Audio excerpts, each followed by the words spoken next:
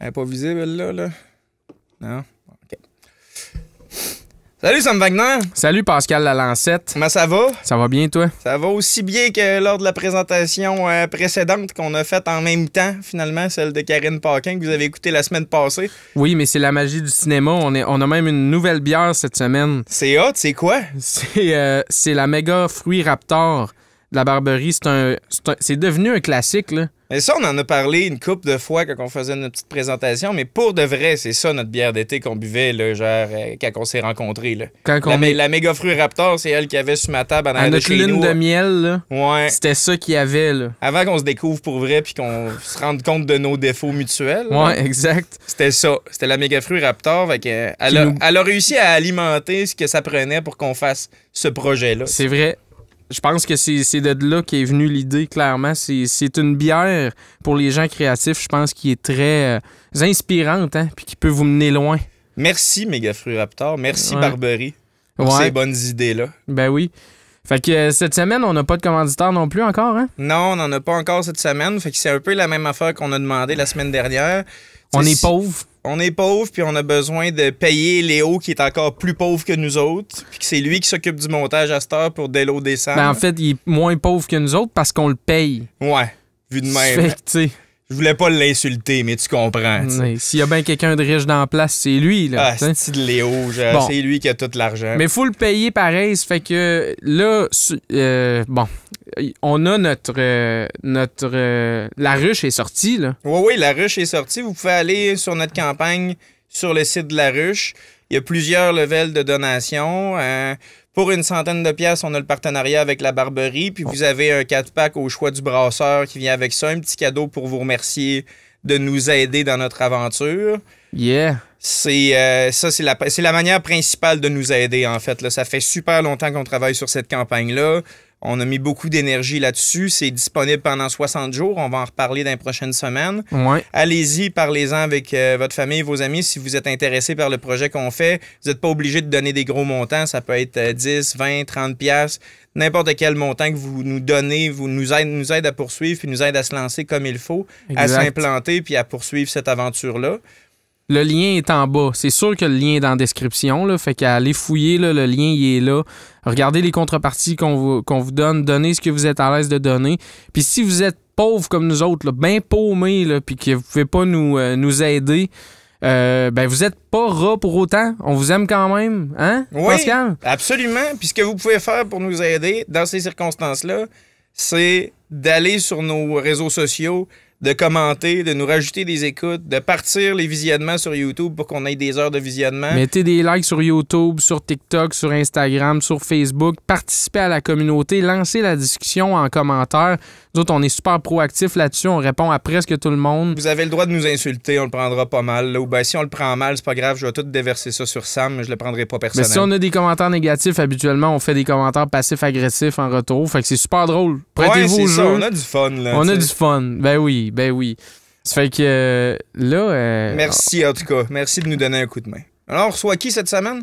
Camille Bess. Camille Bess. Ça, c'est un de mes chums. C'est un des premiers épisodes qu'on a tourné, d'ailleurs. Arrête. Le 3e qu'on a fait. C'est vrai. Ouais. Il a été plus long à sortir, mais c'est parce que c'est un épisode différent, celle-là. Hein? Parce qu'il est dans un domaine plus pointu qu'on pourrait qualifier d'un peu moins créatif. Dans le fond, il est dans le domaine de l'intelligence artificielle, programmeur. Hein? C'est très informatique.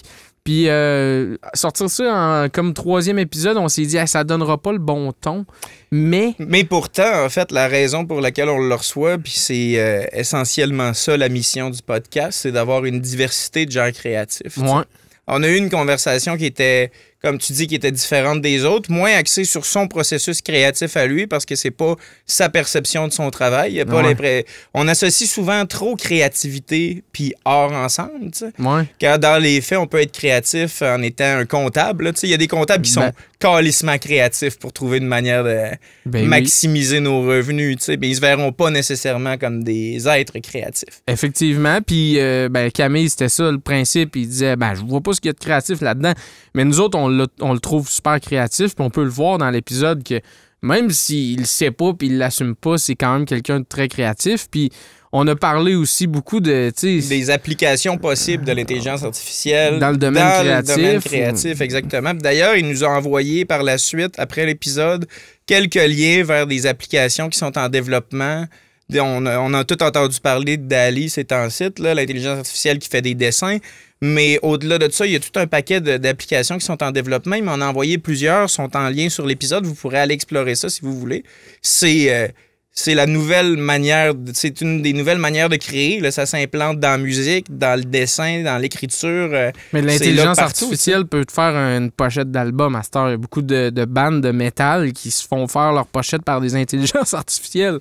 Fait que ça alimente un débat vraiment, vraiment super intéressant d'avoir eu cette entrevue-là.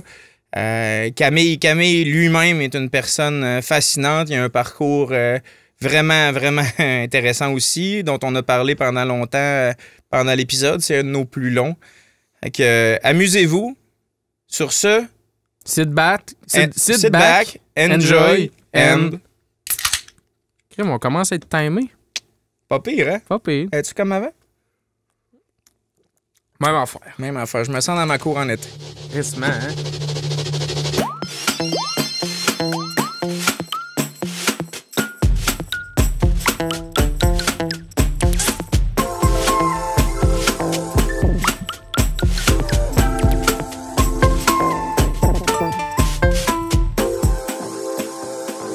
T'es prêt?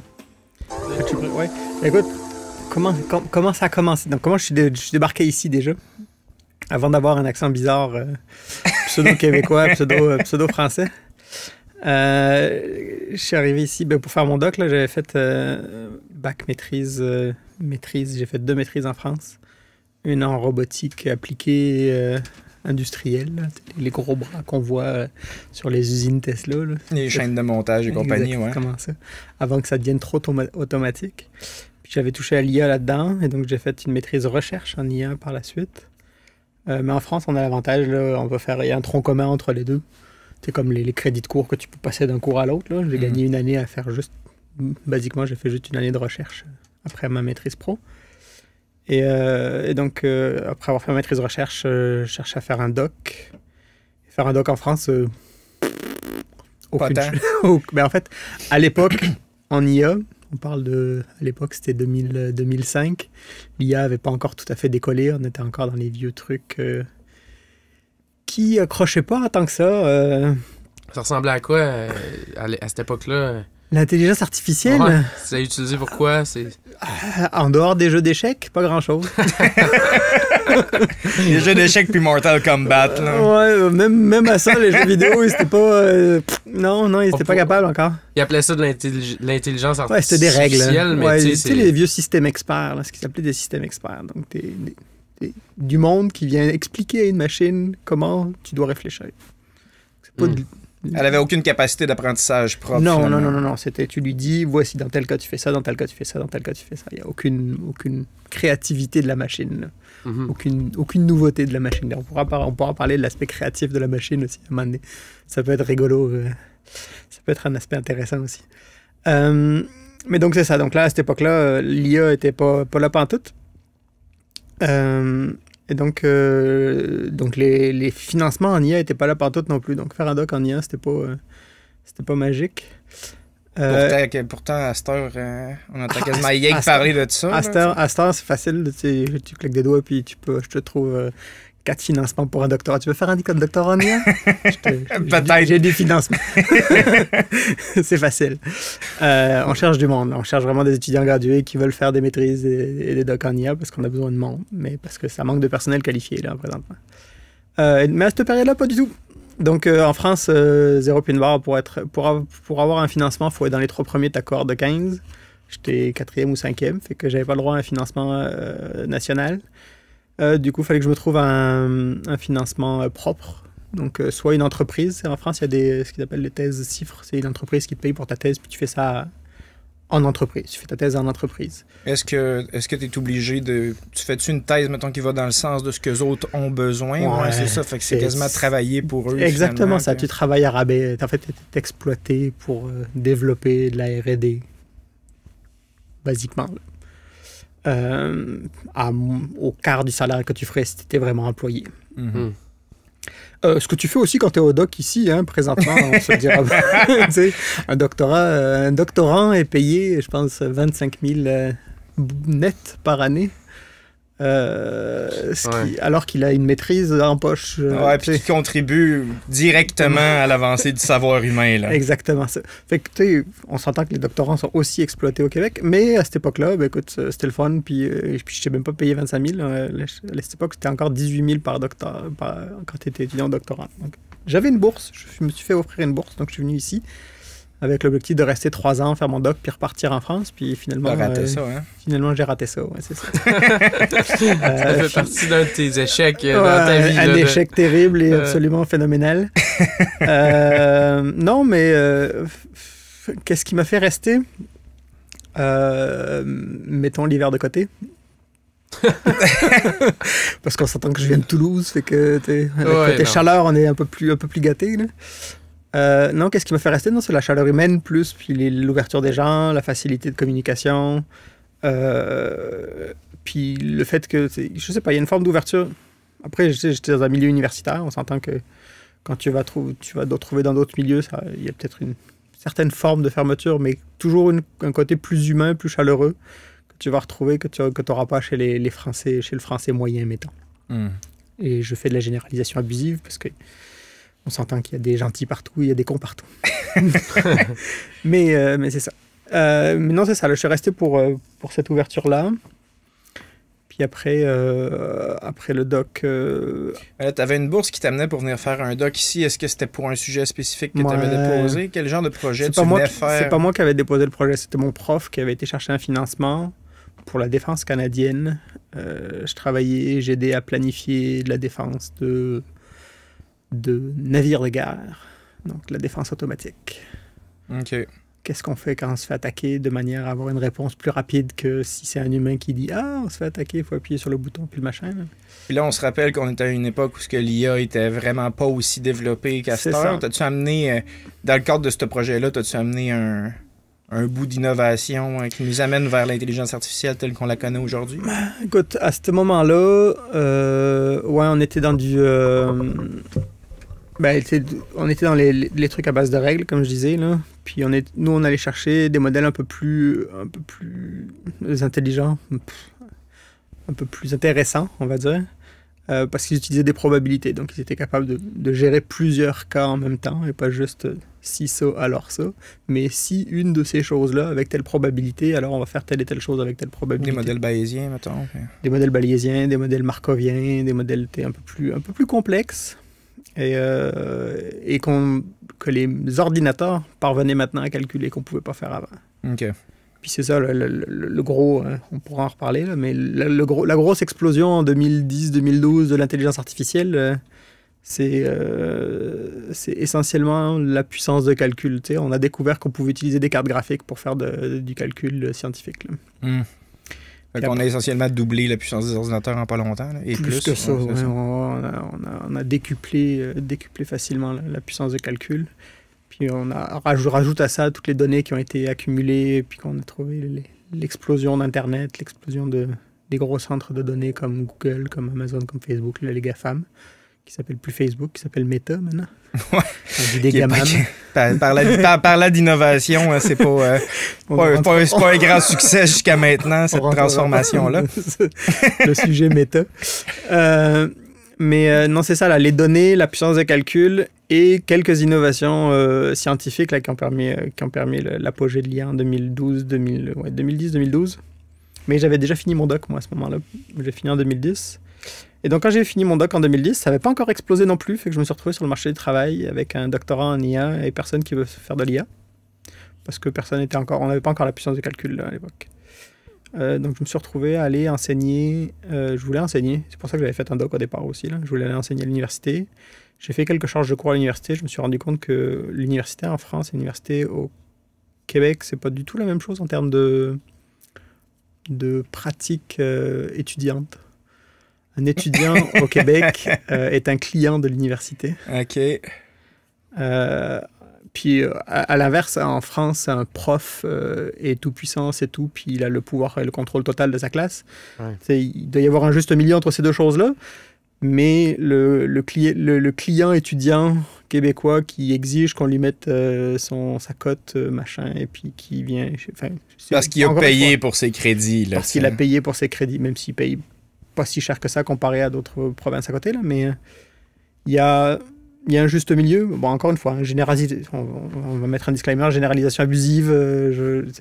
C'est sûr qu'il y en a juste 10% qui ont fait ça, puis qui m'ont fait que ça ne me tentait plus d'enseigner à des classes de 80 à 180 personnes, là, dépendant des cohortes, là, mais c'est 180 étudiants qui viennent apprendre l'informatique. Puis, avec pas nécessairement des grosses bases, puis on est comme à l'extérieur de ton champ d'expertise aussi, là, enseigner la programmation de base. Programmation de base, puis c'est pas juste ça, c'est pas juste des informaticiens. Là-dedans, il y a des actuaires, il y a du monde en admin qui n'a pas le choix de faire le cours, il y a du monde en bioinformatique qui viennent là pour voir qu'est-ce que c'est.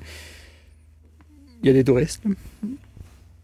Et donc, tu sais, le premier cours, je pense que, puis c'est encore le cas aujourd'hui à l'université, les premiers cours d'informatique, je pense que c'est 25% d'abandon, et de ce qui reste, il y a encore un 25% d'échecs. Ouais. Et tu sais, ça coupe beaucoup, là, les premiers cours d'informatique. Et donc, à la place, plutôt que de faire des cours à l'université, j'ai réussi à rentrer au cégep, en formation continue du cégep de Sainte-Foy. Là, j'avais des petites classes, 15-20 étudiants. Puis c'est vachement plus le fun d'enseigner à 15-20 étudiants. Tu sais, quasiment du one-on-one. C'est des petites cohortes.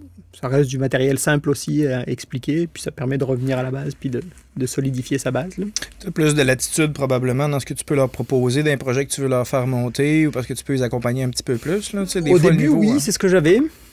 Après, c'est pour ça que je suis parti du cégep aussi après. C'est parce que j'ai perdu cette latitude-là. Il y a eu des contraintes pédagogiques qui sont arrivées. Puis des contraintes de, justement, là, cette latitude de capacité, on pourrait parler de créativité, là, le choix pédagogique du professeur, je l'ai perdu parce que autant, on remettre en contexte, j'étais à la formation continue du cégep de Sainte-Foy, donc je faisais pas de la pédagogie, je faisais de l'andragogie, et on était beaucoup plus lousse dans notre capacité, justement, andragogique. Parce qu'on a affaire à des adultes, donc tout le cadre pédagogique est utilisé sur les compétences au cégep standard, là, DEC, BAC, DEC, sciences dures au cégep.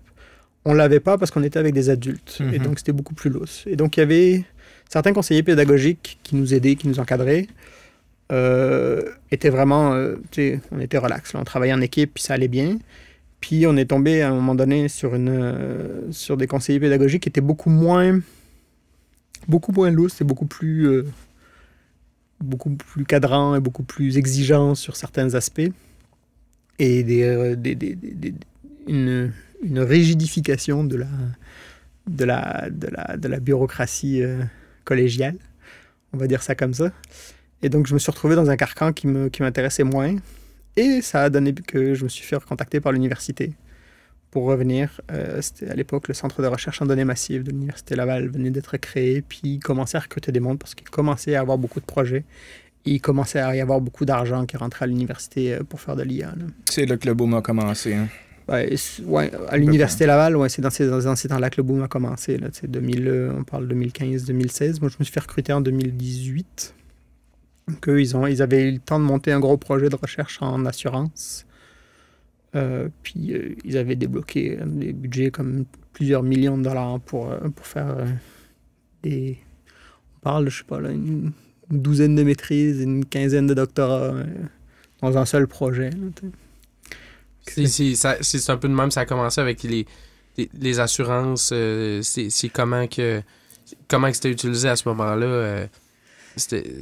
Dans le monde des assurances, jusqu'à présent, là, en termes de les actuaires, comment ils fonctionnent, parce que c'est le monde de l'actuariat, les actuaires, leur job, c'est de prédire le futur. Qu'est-ce qui pourrait arriver, qu'est-ce qui va mal arriver, et être capable de quantifier le risque qui va se produire. Et donc, pour être capable de s'assurer qu'il y a assez d'argent pour protéger les gens en cas de problème, en cas de pépin. Et donc, cette capacité de prédiction-là, il le faisait à coup de statistiques classiques. Et là, on a découvert le pouvoir prédictif de certains algorithmes en intelligence artificielle, en apprentissage automatique, qui permettaient d'avoir des prédictions dans des contextes plus complexes. Plus précises ou inattendues ou des choses qu'on n'était pas capable d'expliquer à la machine avant. Tu sais, comment je pourrais expliquer ça? Les algorithmes traditionnels d'actuariat, qui sont des modèles qu'on appelle de régression, permettent de faire des prédictions en se basant sur des caractéristiques.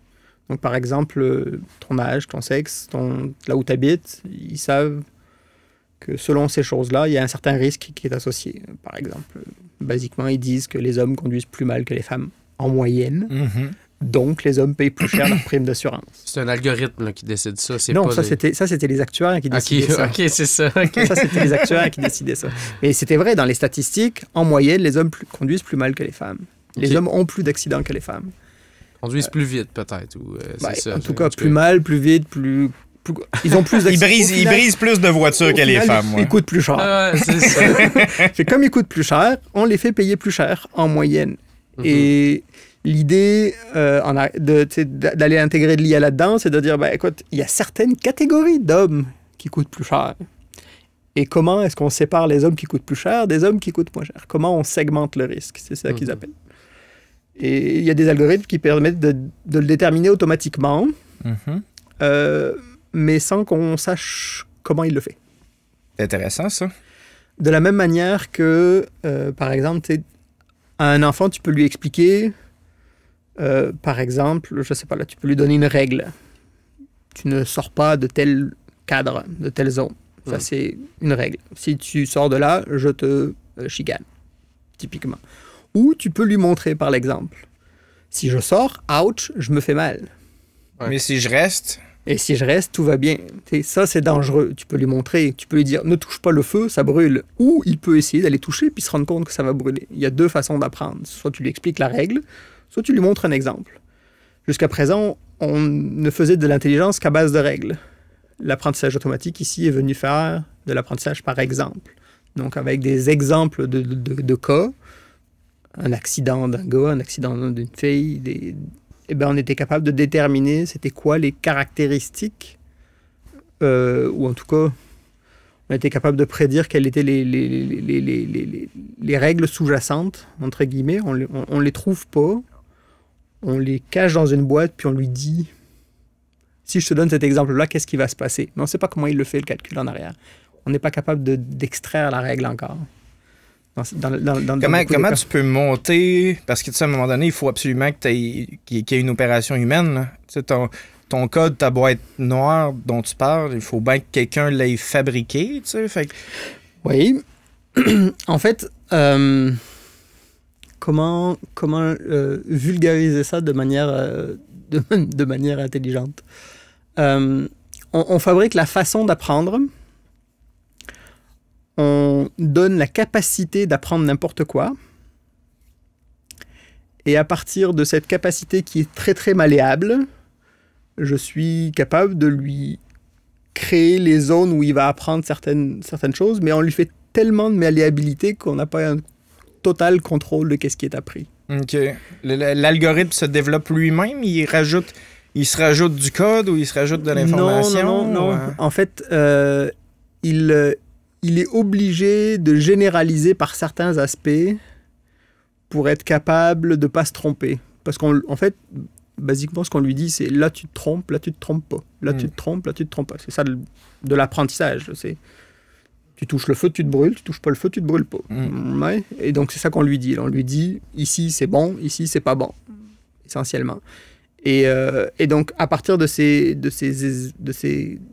exemples-là, il est capable, lui, de trouver la bonne façon de séparer la distance à partir de laquelle du feu il peut s'approcher sans se brûler. Tu sais? Ouais, je comprends. La sécurité, elle est, par exemple, à 15 cm du feu, je suis correct. À 10 cm, ça commence à chauffer un peu fort. Puis c'est là où il est capable de faire cette séparation-là. On parlait de séparation, ouais. Donc, il trace des limites. Et il découvre ces limites-là avec des exemples. Exactement comme un enfant. Et donc, c'est cette... Mais par contre, la chose sur laquelle on n'a pas le contrôle, c'est le nombre de dimensions qu'il est capable de manipuler. Le feu, on est capable... Je reviens à l'exemple du feu. En 3 dimensions, c'est facile de calculer la distance. Ouais, fair enough, OK. Ouais, mais un réseau de neurones, par exemple, les algorithmes qu'on utilise présentement, ils ne raisonnent pas en 3 dimensions. Là, ils raisonnent en plusieurs millions de dimensions. En fait, plusieurs trillions maintenant de dimensions. Ouais, une capacité de compréhension qui est nettement supérieure à la nôtre, dans le fond. Ouais, une capacité d'apprentissage. Plus ils ont de paramètres et plus ils sont capables d'apprendre des choses. Des fois, même, ils les apprennent tellement bien qu'ils les apprennent par cœur. T'sais. Et c'est ça qu'il faut être capable aussi quand tu crées un algorithme d'IA et que tu lui donnes des exemples. Il faut que tu vérifies à la fois que tu lui donnes suffisamment d'exemples pour qu'il soit capable de généraliser, mais il ne faut pas que tu lui donnes trop de capacité pour pas qu'il apprenne tous tes exemples par cœur. Pour pas qu'il fasse un overfit. Exactement ça. L'overfit, c'est j'ai appris mes données par cœur. Ouais, c'est ça. Ça arrivera pas nécessairement dans Qu'est-ce que ça cause comme problème à ce moment-là? Mettons, c'est qu'il est plus capable de voir, de prédire... En fait, c'est que le jour où il arrive une situation nouvelle, il va te répondre n'importe quoi. OK. C'est pas qu'il va même pas... Il va pas te le dire qu'il sait pas. C'est ça le problème. Il va essayer de quoi? Il va te dire, je pense que c'est ça. Puis, t'en as aucune idée qu'il sait pas de quoi il parle. OK. C'est l'effet Dunning-Kruger, mais avec un ordinateur, finalement. Ouais. Comment vous faites pour détecter ça? Y a-t-il un moyen pour vous autres? Il y a des méthodologies, on utilise des méthodologies. On sépare nos données. Là. On a des données d'entraînement sur lesquelles on lui montre les exemples, puis on se garde toujours un petit morceau de données qu'on lui montre pas, puis sur lequel on vérifie est-ce qu'il a bien appris, est-ce qu'il a bien généralisé, ou est-ce qu'il a juste appris ses données par cœur, puis il se plante sur toutes les données qu'il a pas vues. Okay. C'est comme les questions pièges, finalement, aux examens. Comme là, un examen, exactement la même chose. Tu donnes un ensemble d'exercices à un étudiant, il se pratique sur ces exercices-là, mais il faut que tu lui donnes des nouveaux exercices à l'examen pour voir s'il est capable de généraliser. Pas plus difficile, normalement. Normalement, c'est du même niveau. Mais juste différent. Juste différent. Voir s'il a appris les règles ou s'il a juste appris les solutions par cœur. OK. Ouais, c'est exactement ça. Puis ça, ce type d'IA-là, tu l'as dit, c'est des réseaux neuronaux. C'est-tu la grosse percée? C'est-tu la seule forme d'intelligence artificielle en ce moment qui est émergente depuis le gros boom puis sur laquelle tu travailles, mettons? En fait, c'est ça qui a permis le gros boom en 2010-2012. Là, c'est l'utilisation des réseaux de neurones puis de certaines formes de réseaux de neurones qui ont permis notamment là, d'analyser des images. Puis par la suite, là, dans les dernières années, c'est du texte. Je ne sais pas si vous avez entendu parler de GPT. Non, pas nécessairement. C'est quoi? Ils sont capables de générer des textes. Là, un texte de blog, tu fais juste cliquer, tu mets les 4 premières phrases et tu es capable, il te génère la suite du texte. Tu as juste un peu de sélection à faire. Ça. En termes de créativité... Un peu ce qu'on a sur notre téléphone, finalement, qui suggère... mais beaucoup plus efficace. Là. En fait, il ne fait pas juste te suggérer. Il écrit la phrase au complet, puis si tu n'es pas content, tu fais juste tripler, puis il te suggère une autre phrase. Ah ouais?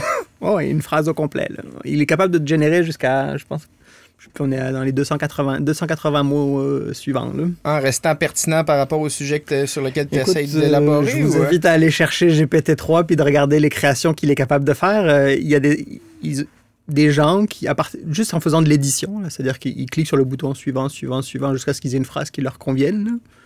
Donc, ils sont capables de générer des textes de blog complets, là, des articles complètement. Là. Ça vient t'aider dans ton processus créatif d'écriture, pratiquement. Aider, c'est un gros mot, là! C'est une affaire que j'ai commencé à avoir peur à un moment donné parce que, justement, l'intelligence artificielle peut aider à faire des tâches répétitives ou whatever, mais... Là, c'est quand on a commencé à voir des intelligences artificielles qui composaient des symphonies. Moi, je suis musicien, j'étais comme... je pensais jamais que j'allais me faire enlever ma job. Mais qu'est-ce que t'en penses de ça? Alors, l'histoire il y a une IA qui a terminé la symphonie inachevée de Mozart, je pense. Elle a trouvé la fin, là.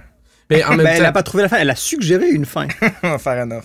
C'est ça. Ouais. Mais cette fin-là, elle a quand même été éditée par un expert du domaine qui a étudié Mozart puis qui a dit celle-là, c'est la plus proche de ce qui aurait pu être s'il avait eu le temps de la terminer, mettons. Donc, il y a un processus créatif. de l'IA qui suggère quelque chose, qui est proche de tout ce qu'il a vu auparavant, de tous les exemples, mais c'est toujours selon un certain sous-ensemble de probabilités. Puis il y aura toujours un travail humain de sélectionner qu'est-ce qui est le plus adapté pour le cas possible. Parce que nous autres, on s'intéresse à faire Parce que nous autres, on a un œil par rapport à ça. Mais ultimement, c'est quoi, d'après toi, la différence entre l'exercice créatif d'une intelligence artificielle qui s'intéresse à ce qui est le plus probable, puis ton processus créatif quand tu essaies de régler un problème? Tu restes quand même dépendant de l'information que tu connais. Mais le processus créatif d'un musicien, il est toujours influencé par tout ce qu'il a écouté auparavant. Là. Ben oui. Et par ses préférences propres. Donc, c'est exactement la même chose pour une IA. Elle est influencée par tout ce qu'on lui a donné et tout ce qu'elle a ingurgité comme données auparavant. Elle a juste pas de préférences propres. C'est ces préférences-là qui viennent de l'être humain en question, qui lui aussi a été influencé. T'sais, à quel point, là, on rentre dans du pur philosophique, là, à quel point il y a du libre arbitre là-dedans. Et... Ben oui, puis ça se demandait aussi à quel point on a des préférences propres. Parce que, tu sais... c'est-tu juste nos préférences, c'est-tu juste parce que on a tellement été exposé plus à ça spécifiquement qu'à un moment donné, ça a quelque chose de rassurant de retourner là-dedans. On overfit notre modèle. Où tu associes à certains aspects des souvenirs plus chaleureux ou des souvenirs plus froids ou des mauvaises expériences qui vont t'orienter. Non, c'est certain, là, t'es biaisé de toute façon. L'être humain est biaisé. Puis l'IA l'est aussi par les données qu'on lui donne. Une IA qui n'entend que de la musique classique ne pourra te générer que de la musique classique. Elle ne viendra pas t'inventer du rock. Là, fait que, le processus créatif reste limité à ce que tu lui suggères. Elle ne peut pas inventer des nouvelles choses complètement. Ben, c'est que les idées nouvelles, souvent, ça vient d'une erreur, tu sais, ou à cause de nouveaux outils. Mais est-ce que l'IA pourrait s'inspirer d'une de ces erreurs pour puis déraper puis faire quelque chose qu'on s'attend pas, tu sais? Ben, dans le processus créatif, l'IA pourrait aider à intégrer plus de choses. Par exemple, si tu veux faire du classique rock, tu veux faire du métal symphonique. Tu sais, ces mélanges de genres qui sont arrivés, parce qu'il y a des musiciens qui s'y sont essayés, ben, tu pourrais les multiplier en disant, ben, j'entraîne une IA sur 14 genres différents, puis elle s'amuse à essayer de synthétiser ça en un seul nouveau genre, par exemple. Tu sais. Mais ça, encore une fois, ça reste un outil. Le processus créatif de dire « Ah, je vais essayer de mélanger ces 14 genres-là pour créer un nouveau style musical, par exemple, ou un nouveau type de musique, ou un nouveau son, ou quel que soit ça reste un outil. Ça reste comme si c'était un nouvel instrument, puis que vous avez d'autres boutons à jouer, parce que le processus d'apprentissage, ben, il y a des milliers de boutons à manipuler, plus que sur la console qui est en arrière de toi. Ça reste quelque chose qu'il faut qu'il y ait un humain qui aide la machine là-dedans. Finalement, c'est pas plus simple d'y arriver par un IA parce que... Non, il faut quand même que tu aies la connaissance puis que tu sois capable de la manipuler, cette IA-là, pour lui apprendre des choses et pour lui demander des choses et pour faire... il y a le processus présentement qui est de faciliter l'accès à ces outils-là. Et donc, il y a beaucoup d'artistes qui ont accès à ces outils et qui les utilisent parce qu'ils suivent la tendance numérique du moment puis qui sont déjà dans les... vous avez probablement entendu parler des NFT. Oui. Ouais. Il y a beaucoup de choses qui se passent dans ce milieu-là où tu pourrais dire, on utilise une IA pour générer des images, puis on les met sur la chaîne de blocs, puis ça... C'est toutes des images uniques générées à l'intérieur du même algorithme, puis il y a juste toi qui peux les avoir. Puis c'est la machine... L'humain, il vient juste sélectionner les meilleurs, parce qu'on s'entend que tu peux générer des images vraiment pourries, puis que ça sert à rien. Puis, ça se rajoute, mais ça reste... Le processus créatif vient là où...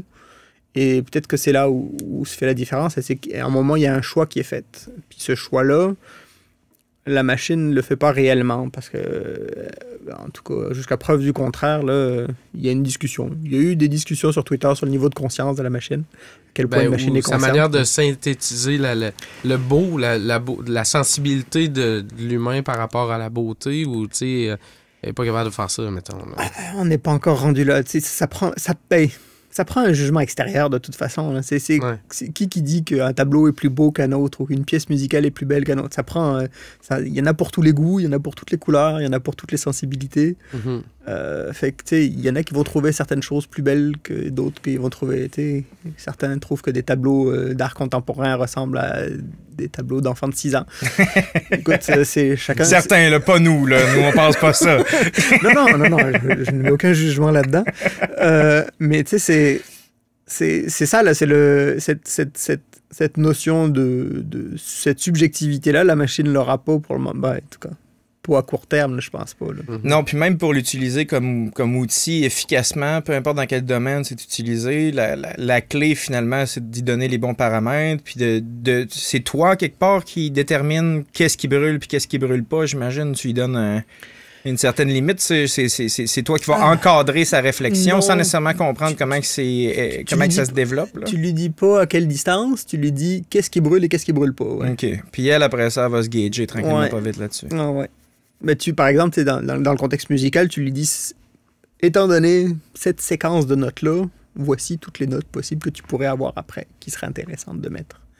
Puis, à partir de là, elle va essayer de dégager des règles, probabilise de dire, ben, maintenant que j'ai cette séquence de notes-là, quelle serait la prochaine séquence de notes que je pourrais sortir? T'sais? OK. Ou mettons que j'ai... Et là, on parle d'une séquence de notes, mais tu pourrais mettre 14 partitions en parallèle, puis tu aurais une symphonie de 72 instruments. Ça serait la même chose pour elle. Il n'y a pas de limite à ce niveau-là. Là. C'est sa grosse capacité à côté de la nôtre. Là. C'est exactement ça. Là. Puis là, toi, essentiellement, depuis 2018 que tu es retourné travailler à l'Université Laval, ta job, c'est de trouver des applications à ce type de mécanisme-là. C'est-tu aussi large que ce que je viens de dire? Ou, il y avait un projet sur les assurances en partant? Oui, il y a plusieurs aspects. Il y a l'aspect aider toutes les entreprises à adopter les outils puis à utiliser ces nouveaux outils-là. Et puis, je parle d'entreprise, mais ça peut être aussi bien des artistes. Là, on s'entend que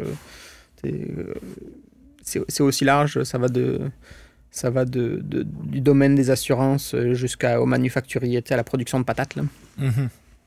Et puis ça pourrait passer par la musique aussi. Il y a plein d'applications.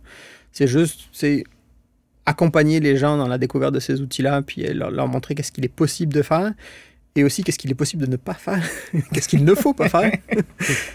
Parce qu'on s'entend qu'il y a toujours l'aspect, c'est le fun. On peut prédire qui va avoir qui a plus de chances de faire un accident. La question, c'est est-ce qu'on veut toujours le faire? Est-ce qu'on doit le faire? Est-ce qu'on a donné les bonnes choses à la machine pour le faire, ou est-ce qu'elle est juste en train de faire n'importe quoi et nous, on pense qu'elle fait la bonne chose? Donc, il y a tout cet aspect éthique aussi autour de la construction, de l'utilisation de cet outil-là, de la même manière que tu as du feu dans les mains, tu peux aussi bien faire la cuisine que tu peux mettre le feu à ton voisin. Donc, c'est cette notion d'outil. C'est un outil, donc on peut aussi bien faire le bien que le mal. Donc, il y a tout l'aspect découverte de l'outil, puis l'aspect éducation autour de l'outil qu'il faut encadrer. Et donc, qu'est-ce qu'on fait, nous, à l'université? Là, donc là, moi, je coordonne des projets de recherche sur comment aider certaines entreprises à utiliser la masse de données qu'elles ont historiquement accumulées, à les valoriser, puis à découvrir des nouvelles façons de les utiliser pour mieux produire un meilleur service, tout en restant dans un cadre éthique et déontologique acceptable. Et d'un autre côté, on fait de la formation, on fait de l'accompagnement sur des plus petites entreprises là, pour la découverte de petits projets, qu'est-ce qui peut être fait, qu'est-ce qui ne peut pas être fait, puis s'assurer que c'est fait aussi, encore une fois, dans un cadre déontologique et éthique. Là. Y a-tu une partie de sélection des projets à laquelle tu participes? T'sais? Par exemple, puis là, en parlant de petites entreprises, ça doit être intéressant. Tu fais, on n'a pas vraiment touché à ce genre de secteur-là, on n'a vraiment pas beaucoup de données, on va aller explorer ça. Est-ce qu'on est capable de faire de quoi? Y a-tu une espèce d'aspect expérimental au travers de votre mission éducative? Il y a un aspect touche-à-tout, puis j'ai envie de toucher à tout, là, parce que ça s'applique à tout. C'est un outil qui s'applique vraiment à tout. Là. Comme je te dis, là, je pourrais en faire dans l'éducation, je pourrais en faire dans... Tous les secteurs ministériels pourraient y toucher. Tu as des idées, là? Ah, écoute, à partir du moment où tu as des exemples, tu peux le faire. C'est que tu peux essayer des choses. la question, c'est est-ce que tu dois essayer des choses? Comme je te disais, là, c'est pas nécessairement il y a des limites à ce que tu as envie de faire. Puis après, c'est est-ce que tu as les bonnes affaires pour faire ce que tu veux faire aussi. Il y a du monde qui dit « Ah, j'aimerais ça pouvoir prédire telle affaire », mais ils n'ont pas les données pour le faire. Ils pensent qu'ils les ont ou ils les ont tout croche. Il y a aussi cette démarche-là de dire « Ben oui, tu veux le faire, mais pour le faire, ben, ça te prend de faire toutes ces étapes-là avant. » Pour faire de la musique, si tu n'as pas appris à souffler correctement dans ton instrument, ben, tu n'iras pas bien loin. Là. Ça risque de sonner un peu croche. Là. Donc, il y a tout cet accompagnement aussi de toutes les étapes préalables à être capable avant d'intégrer ces outils-là. Donc, c'est de la formation essentiellement. Donc, on fait de l'accompagnement d'entreprise, on fait de l'accompagnement de personnes, on fait et on fournit la main-d'œuvre en tant qu'université. Là, on a une mission de formation des étudiants. On forme des étudiants et on les aide à faire des stages dans les entreprises. Donc, on monte des projets avec les entreprises, puis on leur fournit des étudiants et on accompagne les étudiants d'entreprise.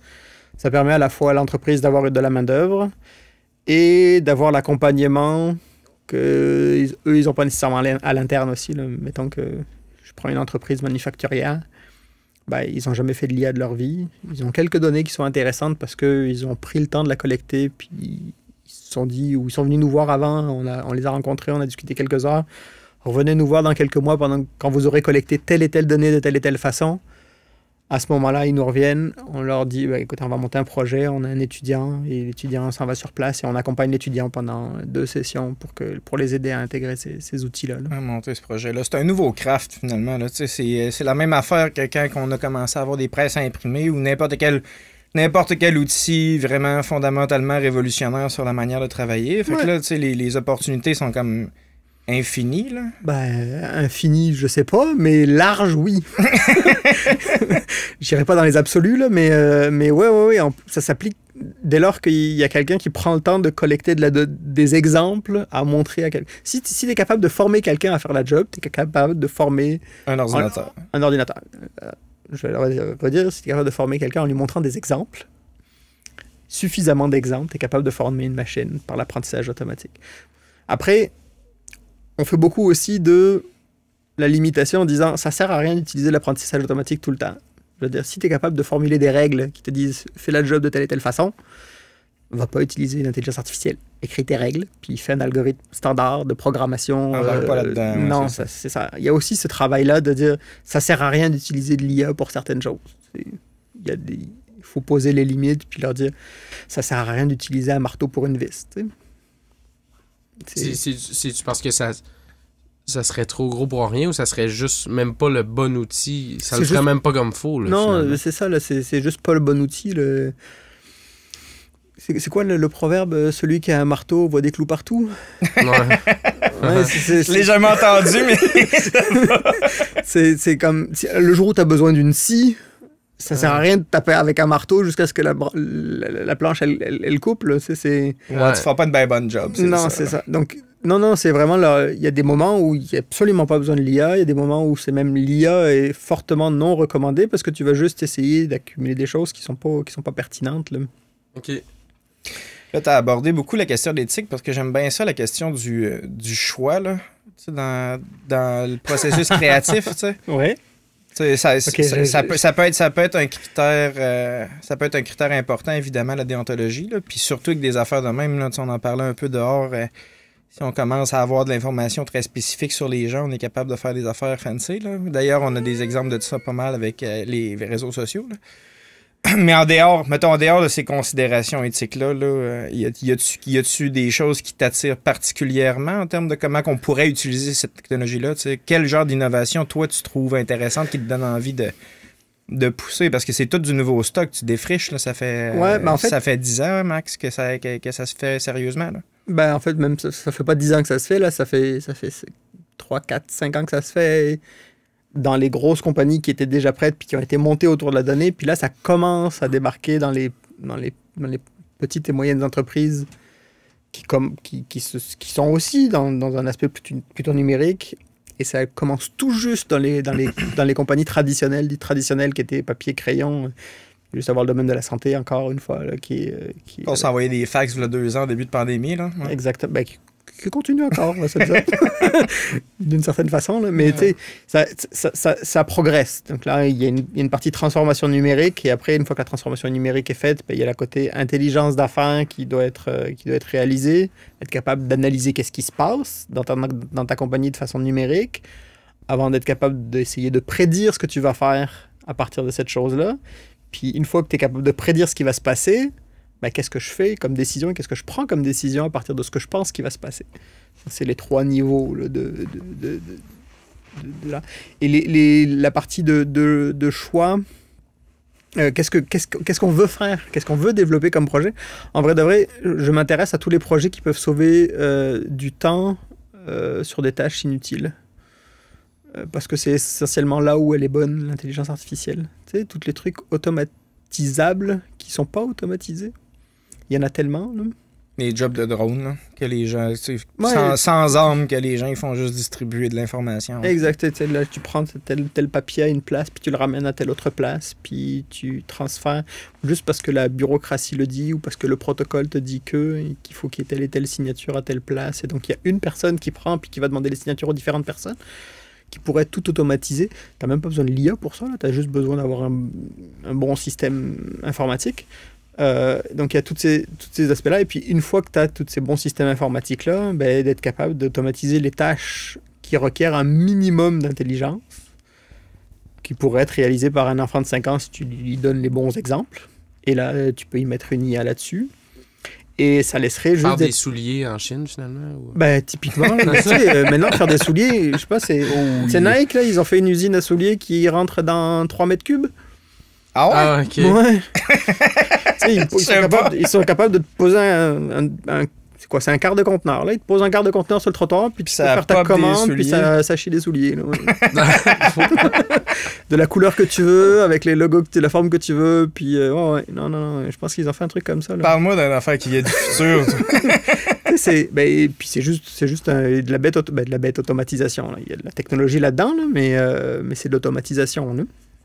Et donc, il n'y a pas besoin de parce qu'ultimement, la chaîne de mouvement puis la chaîne d'information qui est à connaître, l'ordinateur a pu l'apprendre complètement. Puis, il l'a même pas appris, là, ça a été codé, rendu là. C'est même plus de l'apprentissage. Là. C'est juste prendre le fait de dire, ben écoute, on a besoin de faire tel et tel dans tel ordre, puis on est capable de le miniaturiser assez pour que ça rentre dans une micro-usine.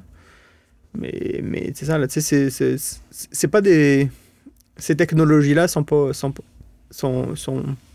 disruptives dans le sens où on n'a plus besoin de faire des milliers de kilomètres pour produire des choses. Mais après, je pense qu'il y a des choses plus intéressantes à faire que produire des souliers aussi. Là. Ben, on parlait du fait que ça a été capable de composer la fin de la symphonie inachevée de Mozart. Mais ultimement, tu parles d'automatisation. Je travaille un peu dans ces choses-là depuis quelques années, là. C'est une partie de mon travail de faire la transformation numérique, puis de numériser certains emplois. Sauf que ma job, mettons, tu penses que c'est quelque chose que c'est une cible atteignable au niveau IA, si on pousse l'innovation assez loin? Est-ce qu'on pourrait apprendre à un ordinateur à faire le type d'analyse que je fais, l'intellectualisation que moi j'ai besoin de faire pour automatiser les jobs? On peut-tu apprendre à l'IA à se rendre utile? C'est une excellente question. Si on regardait les exemples qu'il faudrait qu'on te donne, mettons qu'on prend le toi qui a jamais fait cette job-là de ta vie. Moi aussi, je pense en trillions de dimensions d'habitude. Fait que... c'est ça. Non, mais exactement ça. Là. Je te crois pas. On parle peut-être pas de trillions de dimensions, là, mais il y a combien de paramètres dans un cas d'utilisation que tu veux simplifier, automatiser? Tu regardes, tu es obligé de regarder le processus administratif. Mettons que c'est un processus administratif, que tu fais l'analyse. Il y a combien d'étapes là-dedans? Il y a combien de triggers? Et sur chacune de ces étapes, il peut y avoir combien de cas possibles? Puis ça te dit le nombre de paramètres qu'il y a à connaître. Et une fois que tu as ça, il te faut combien d'exemples de ce nombre de processus-là pour être capable d'avoir une IA qui apprend à partir de là. C'est ça qui est... Parce que, tu sais, l'être humain est capable d'apprendre à partir de quelques exemples ou il va se tromper à quelques places mineures parce qu'il a déjà le gros bon sens au départ qui vont lui permettre de généraliser plus facilement après. Fait que c'est ça qui nous différencie de tes créations, c'est le gros bon sens. Ouais, ben c'est ce qu'ils sont en train d'essayer de faire apprendre à la machine présentement, là, les représentations standards qu'on a, par exemple, de la notion de la physique, toutes les notions physiques, que quand tu lâches un objet, ça tombe. Ben, une machine, elle l'a pas au départ. Et puis, à chaque fois qu'on réentraîne un algorithme, il faut lui réexpliquer par des exemples que quand tu lâches un objet, ça tombe. Elle n'a aucune expérience du réel, en fait. Non, c'est ça. Ouais. Et il y a des méthodes qu'on appelle les méthodes de transfert où tu peux prendre un algorithme qui a appris puis les donner à un autre algorithme pour qu'il réapprenne par-dessus puis qu'il se spécialise sur une nouvelle tâche, par exemple. Mais ça reste quand même sur des tâches très, très spécifiques. Là. Mettons si tu as un modèle qui a appris à faire de la musique classique, tu lui enlèves un morceau puis tu le redonnes puis tu lui apprends à faire de la musique rock, ça devrait bien fonctionner, mais tu peux pas l'utiliser pour aller trier des patates, par exemple. Non, mais mettons que tu voudrais l'amener à trier des patates. Je sais pas si j'amène la question comme il faut, mais ultimement, ton rôle avec les projets de R&D dans les qualités, c'est de trouver des solutions pour contourner les faiblesses de l'IA ou pour qu'elle soit mieux appliquée? C'est-tu pour la faire fitter à des problèmes que tu trouves intéressants? Ou c'est pour contourner certaines de ses faiblesses, ou les deux? Je sais pas. Il y a beaucoup de questions là-dedans. Ouais, excuse-moi. Non, effectivement, c'est de trouver les bons cas d'usage et cas d'utilisation de l'IA pour s'assurer qu'on les utilise d'abord de la bonne façon et ensuite sur des projets qui sont gérables par l'équipe qui va devoir les maintenir par la suite. Mm-hmm. Parce que c'est facile de dire, on va faire un méga projet d'IA qui va nous automatiser notre chaîne de production. Puis après ça, on te laisse tout seul avec ça, puis tu comprends rien de ce qui se passe. C'est ça. Mais si t'es pas Google, puis que tu sais pas quoi faire avec ça, ça sert à rien. Fait qu'on commence par un petit projet que tu vas être capable de gérer, puis d'intégrer, puis de regarder comment tu l'utilises, pour être capable ensuite de faire un projet plus gros. C'est toujours encore dans un objectif de formation. Donc il n'y a pas... Oui, il faut choisir les bons cas d'utilisation en premier. On dit ceux qui...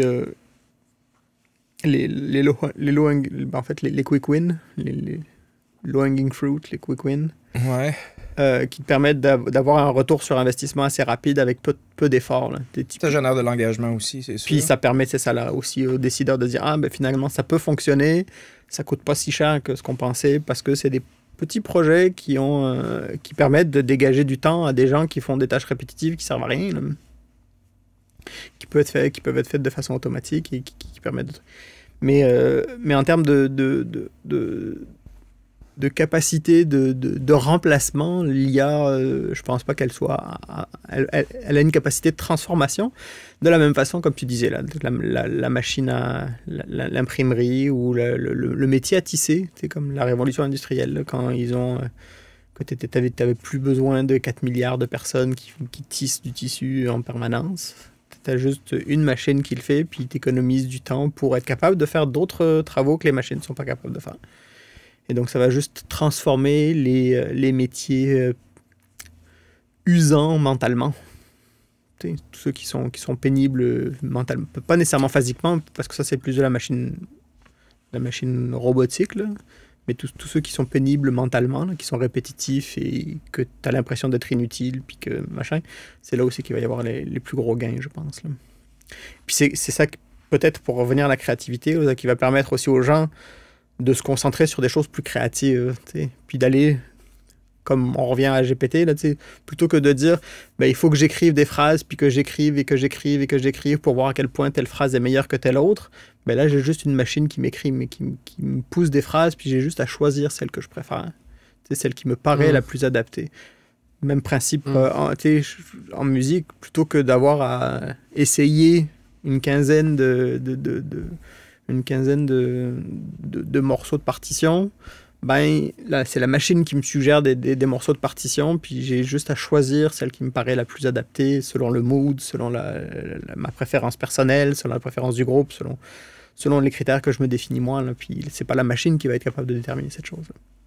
OK. Fait que, disons, tout le 15 ans que j'ai passé à essayer de trouver la vibe puis tu sais, d'être capable de faire quelque chose qui était bon plus rapidement, tu sais, parce que veux pas, je pense que n'importe quel travail créatif, au début, tu essayes plein d'affaires, ça marche plus ou moins, puis à un moment donné, c'est juste tu développes ton craft, puis à un moment donné, tu es capable d'arriver à quelque chose d'intéressant plus rapidement. Ben là, en fait, ça pourrait être un AI qui me fait ça. Puis je fais juste utiliser mon jugement de qu'est-ce que j'aime, qu'est-ce que j'aime pas, qu'est-ce que j'ai envie de présenter, qu'est-ce que j'ai pas envie de présenter. T'sais. C'est ça. Mais encore une fois, il y a deux dangers là-dedans. Puis le premier, c'est que l'AI te suggère juste des choses qui sont très, très petites, dans un très, très narrow, très étroite dans le scope, là, dans la portée. Et donc, tu n'iras pas explorer des choses différentes. Donc, il y a ce risque-là. D'accord? Parce que l'AI a été entraînée sur des choses qu'elle a vues auparavant, aller chercher du out of the box, ça va être beaucoup plus difficile pour elle. L'autre risque, c'est l'inexpérimenté. Ben, il n'aura pas un meilleur choix nécessairement que le tien qui, toi, a l'expérience. Tu comprends? Oui. Donc, tu sais, tu perds pas non plus par cette expérience-là. Non, exact. Fait qu'il y a... Ça reste que la confrontation au réel est nécessaire pour avoir ce feedback-là. Au niveau créatif, en tout cas, au niveau artistique, je pense que tu as besoin d'avoir une confrontation publique, tu as besoin d'avoir une confrontation au réel pour savoir est-ce que c'est bien reçu, est-ce que ce que je pense est bon. Et ça, c'est peut-être que l'IA va t'aider par certains aspects, parce qu'elle est spécialisée là-dedans, mais elle te garantit pas à coup sûr que tu vas choisir la bonne chose. Là. Non, ou de t'amener quelque chose de nouveau. Par contre, j'ai souvent utilisé des erreurs de machine, tu sais, pour trouver des idées nouvelles, tu sais, juste, mettons, en musique, nous autres, on utilise des plugins, ce qu'on appelle des plugins. Des fois, tu trouves juste la limite de... C'est pas supposé d'être utilisé pour ça, mais là ça fait un son le fun. Tu sais, on parlait tantôt d'un AI qui a été programmé pour cueillir des patates, mais si tu y fais trouver un riff de bass, ça peut peut-être donner quelque chose de spécial, tu sais. Effectivement, ça serait intéressant. Écoute, ça serait typiquement dans le processus artistique. Tu entraînes une machine à trier des patates sur des images, puis ensuite tu enlèves le morceau qui fait la partie décision, patate à droite, patate à gauche, et tu remplaces ça par choisis les 15 prochaines notes de musique de la partition. Écoute, ça pourrait être, tu vois, ça prend une idée d'artiste pour aller essayer ça, là. Il faudrait l'essayer. Je serais quand même curieux de savoir comment que ça sonne un cueilleur de patates en intelligence artificielle. On devrait l'essayer. Non, mais oui, effectivement, là, c'est le genre de choses que...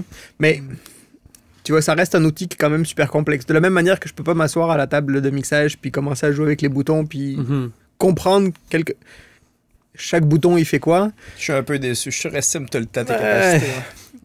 Ben, tu sais, ou alors ça va me prendre quand même un certain temps, là, mettons. Mais, tu sais, de la même manière qu'un artiste qui a absolument aucune connaissance en informatique, aucune connaissance en IA, quand il va se retrouver face à cette machine-là, pour le moment, c'est très difficile d'aller, justement, dire, je prends une machine qui a été entraînée pour trier des patates, puis je l'utilise pour faire de la musique, là. C'est pas encore assez démocratisé pour ça, tu sais. Non, mais en même temps, c'est là que tu interviens, parce que la plupart des secteurs d'exercice sont initiés, là, tu sais. Ça prend quelqu'un qui comprend bien pour savoir comment exploiter l'outil de manière innovante ou de manière créative. Là. Mais c'est ça, on est pas mal... puis c'est pour ça que l'Institut Intelligence et Données existe, là, c'est pour être à la croisée transdisciplinaire, là, pour dire, ben écoute, là, tu es en assurance, puis tu as des données de localisation. Là. Pourquoi est-ce que tu vas pas voir les spécialistes en géospatial qui prennent de la donnée LIDAR, puis de la donnée 3D, puis tu les fais venir, puis eux, ils ont l'habitude de gérer de la topographie, des inondations, des trucs comme ça, puis parlez-vous, puis faites des choses ensemble. Puis, tu sais, c'est un des premiers trucs qu'on a fait aussi, là, c'est se faire parler des gens ensemble qui se parlaient pas avant, qui étaient chacun dans des silos. Tu sais, la faculté, en tout cas la partie géomatique, à l'université, ça dépend de la faculté de foresterie, qui est pas du tout la faculté de sciences et génie, qui, elle, détient l'école d'actuariat. Donc, c'est du monde qui se parle pas nécessairement au départ. Et à part s'ils se rencontrent fortuitement dans un colloque ou quoi que ce soit, ça donne pas qu'il y ait des collaborations entre ces genres-là. Et donc là, nous, on est capable d'aller... ça me permet, moi, par exemple, de mettre du monde qui est en relation industrielle, en relation avec du monde de la faculté de soins infirmiers, par exemple. Ce genre de choses-là. Puis ça, c'est des initiatives qui viennent carrément de votre côté, en fait, de trouver des mélanges d'initiatives ou de connaissances qui pourraient faire quelque chose d'intéressant. Oui. Ben, moi, je me permets de faire ça parce que je suis suffisamment à l'aise maintenant à l'université, puis je connais suffisamment de différents, puis je connais pas tout. Là.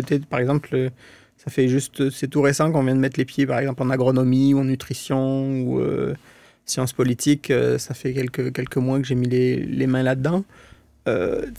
Se faire parler les gens, ça prend du temps aussi, là, puis trouver un langage commun, puis trouver des manières de collaborer ensemble, puis trouver des financements qui permettent de les faire collaborer ensemble aussi. Là. Il y a ces aspects-là. Mais ça fait partie de notre travail aussi, là, de fédérer, puis d'être capable de développer une expertise transdisciplinaire.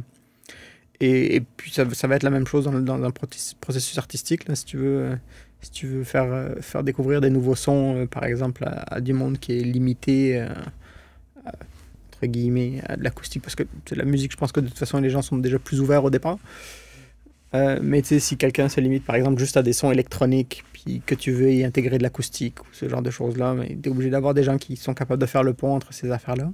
Et on le fait, nous, par l'utilisation des données, puis l'utilisation des structures de données, parce que c'est des choses qui sont communes à tout le monde. Ça arrive-tu que ça naît d'insights que vous avez en discutant, en faisant « Hey, probablement que si on mixait un peu comme de l'alchimie, à la limite, là, tu sais, genre, si on mixait telle affaire avec telle affaire, ça va-tu devenir telle affaire? On essaye tout ça, voir, mélanger telle donnée avec telle donnée dans, je sais pas. » Mais c'est qu'on se permet des choses qu'on pouvait pas se permettre auparavant grâce à la puissance de calcul qu'on a maintenant. Là, typiquement, là, des données de terrain, là, topographique, etc., qu'on ne pouvait pas les mélanger avec des données d'assurance. Mais là, maintenant, on est capable de dire, ben, écoute, ta maison, elle est à telle place, la topographie autour est de telle façon, donc le risque d'inondation ou le risque de glissement de terrain ou quoi que ce soit, ben... Plus élevé qu'on l'aurait estimé normalement. Exactement, et on est capable de faire ce genre de contexte-là. Mais tu sais, c'est des choses que les actuaires faisaient par des proxys. C'est-à-dire qu'ils disaient, ben écoute, là, t'es à tel kilomètre d'une rivière, fait qu'il y a tant de dénivelé ou quoi que ce soit. Et donc, ils étaient capables... C'était l'intelligence qu'avaient les humains d'avant, c'est qu'ils créaient des variables qui venaient encapsuler cette information-là. Mais là, plutôt que de l'encapsuler, on est capable de donner toutes les variables brutes à une machine, puis c'est elle qui se crée ses propres variables, ses propres proxys. Là. De la même manière que c'est elle qui se crée un propre proxy pour créer de la musique classique versus un proxy pour créer de la musique rock. Là. Y a-tu, parce que l'actuariat, c'est un bon exemple, c'est sûr, là, en gestion de risque et tout, mais y a-tu des exemples que tu as de, je sais pas, de constats ou de proxy que l'intelligence artificielle, des choses qui ont émergé, de mélanges que vous avez fait que ça t'a surpris ou ça, tu sais, que le comportement était vraiment pas ce qui était attendu ou les conclusions étaient out of the box un peu? Je comprends qu'elle est obligée de se limiter à son apprentissage, mais... Ouais. Non, j'ai pas eu cette expérience-là. Pourquoi? Je pense parce qu'on est toujours dans le... on est des humains, on est faillibles, on est toujours dans le biais de confirmation. OK. On cherche toujours à vérifier que ce qu'on sait est correct. Fait qu'on mélange les bonnes affaires ensemble pour que ça ait la bonne couleur, finalement. Exactement. Je pense pas qu'on soit dans l'exploratoire total non plus encore. Là. On n'est pas rendu là. On n'a pas la capacité infinie de calcul qui nous permettrait de faire ce genre de choses. De dire, on va essayer de mélanger des poires avec des patates, puis voir si ça donne des pâtes à poires. On n'est pas encore... Ou la fin d'une symphonie. Ou la fin d'une symphonie, c'est ça. Ouais, OK. Mais ouais, non, on n'est pas encore rendu à cette capacité-là, non. Parce que les outils qui nous permettent de faire ça sont coûteux, limités en accès, puis tant qu'à y avoir accès, on fait des affaires qui sont plus ciblées que ça. Ouais, puis ouais, c'est ça, celles qui ont un retour sur investissement probable beaucoup plus important pour le moment. Il y a des choses plus intéressantes à faire. On sait qu'on a des gains à faire sur des choses plus précises. On sait qu'on peut améliorer le travail de certaines personnes. Fait qu'on y va d'abord avec ça. Là, ouais. Ce qui fait du sens aussi, je comprends. Puis, tu sais, c'est... En fait, c'est une bonne manière d'allouer ces ressources-là. Là. Faut d'abord et avant tout que ce soit utile avant qu'on commence à jouer au chaman oui, c'est ça. Autour d'un chaudron. Mais toi, personnellement, t'as-tu des projets à toi qui utilisent ces technologies-là puis qui sont un peu hors champ, là, que c'est ton exploration puis tes ambitions à toi? Non. Ben, en fait, c'est qu'en fait, ces outils-là, il y a tellement de choses qu'on peut essayer de faire qui restent raisonnables. On n'est pas encore dans le farfelu. Là. J'ai pas encore essayé du farfelu. Là. Typiquement, là, utiliser un trieur de patates pour faire de la musique, pour revenir à cet exemple-là. Mais l'idée est lancée, en tout cas. Non, si tu veux revenir dans un mois... On avait déjà fait un concours de celui qui ferait le meilleur générateur de phrases de Martineau, par exemple. Ah, ça, c'est pas pire. Ouais. Mais ça reste dans un contexte très, très, très spécifique, puis... On se dit, oh, c'est quand même facile les phrases à Martineau. Ça fonctionnait, là. C'était bluffant. T'as-tu des exemples? De phrases qui sont sorties? De tête, là, non. Mais okay. On s'entend qu'une chronique à Richard Martineau, c'est juste une séquence de quelques phrases bien punchées avec des fois 3-4 mots, des fois une quinzaine max. Mais vous devriez proposer l'outil. Là. Je suis convaincu qu'il serait content. Là. On vient automatiser ta job. Clairement que c'est ça qu'il essaie de faire là, lui-même. Là. Mais non, mais c'est une très cool application. C'est exactement le genre d'affaire que j'essayais. J'allais à la pêche pour. Là, mais non, mais ouais, il y avait mais ça reste du jeu ludique. Ouais, ben tu dis que c'est facile, mais moi je ferais l'exercice d'essayer d'émuler Martineau. Ça me prendrait quelques semaines probablement avant de faire quelque chose de convaincant.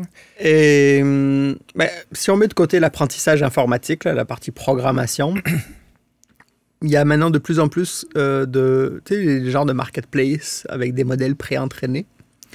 Donc tu prends, ça s'appelle Hugging Face. C'est une compagnie française qui a proposé l'équivalent d'un marketplace, là, comme tu vas sur Facebook.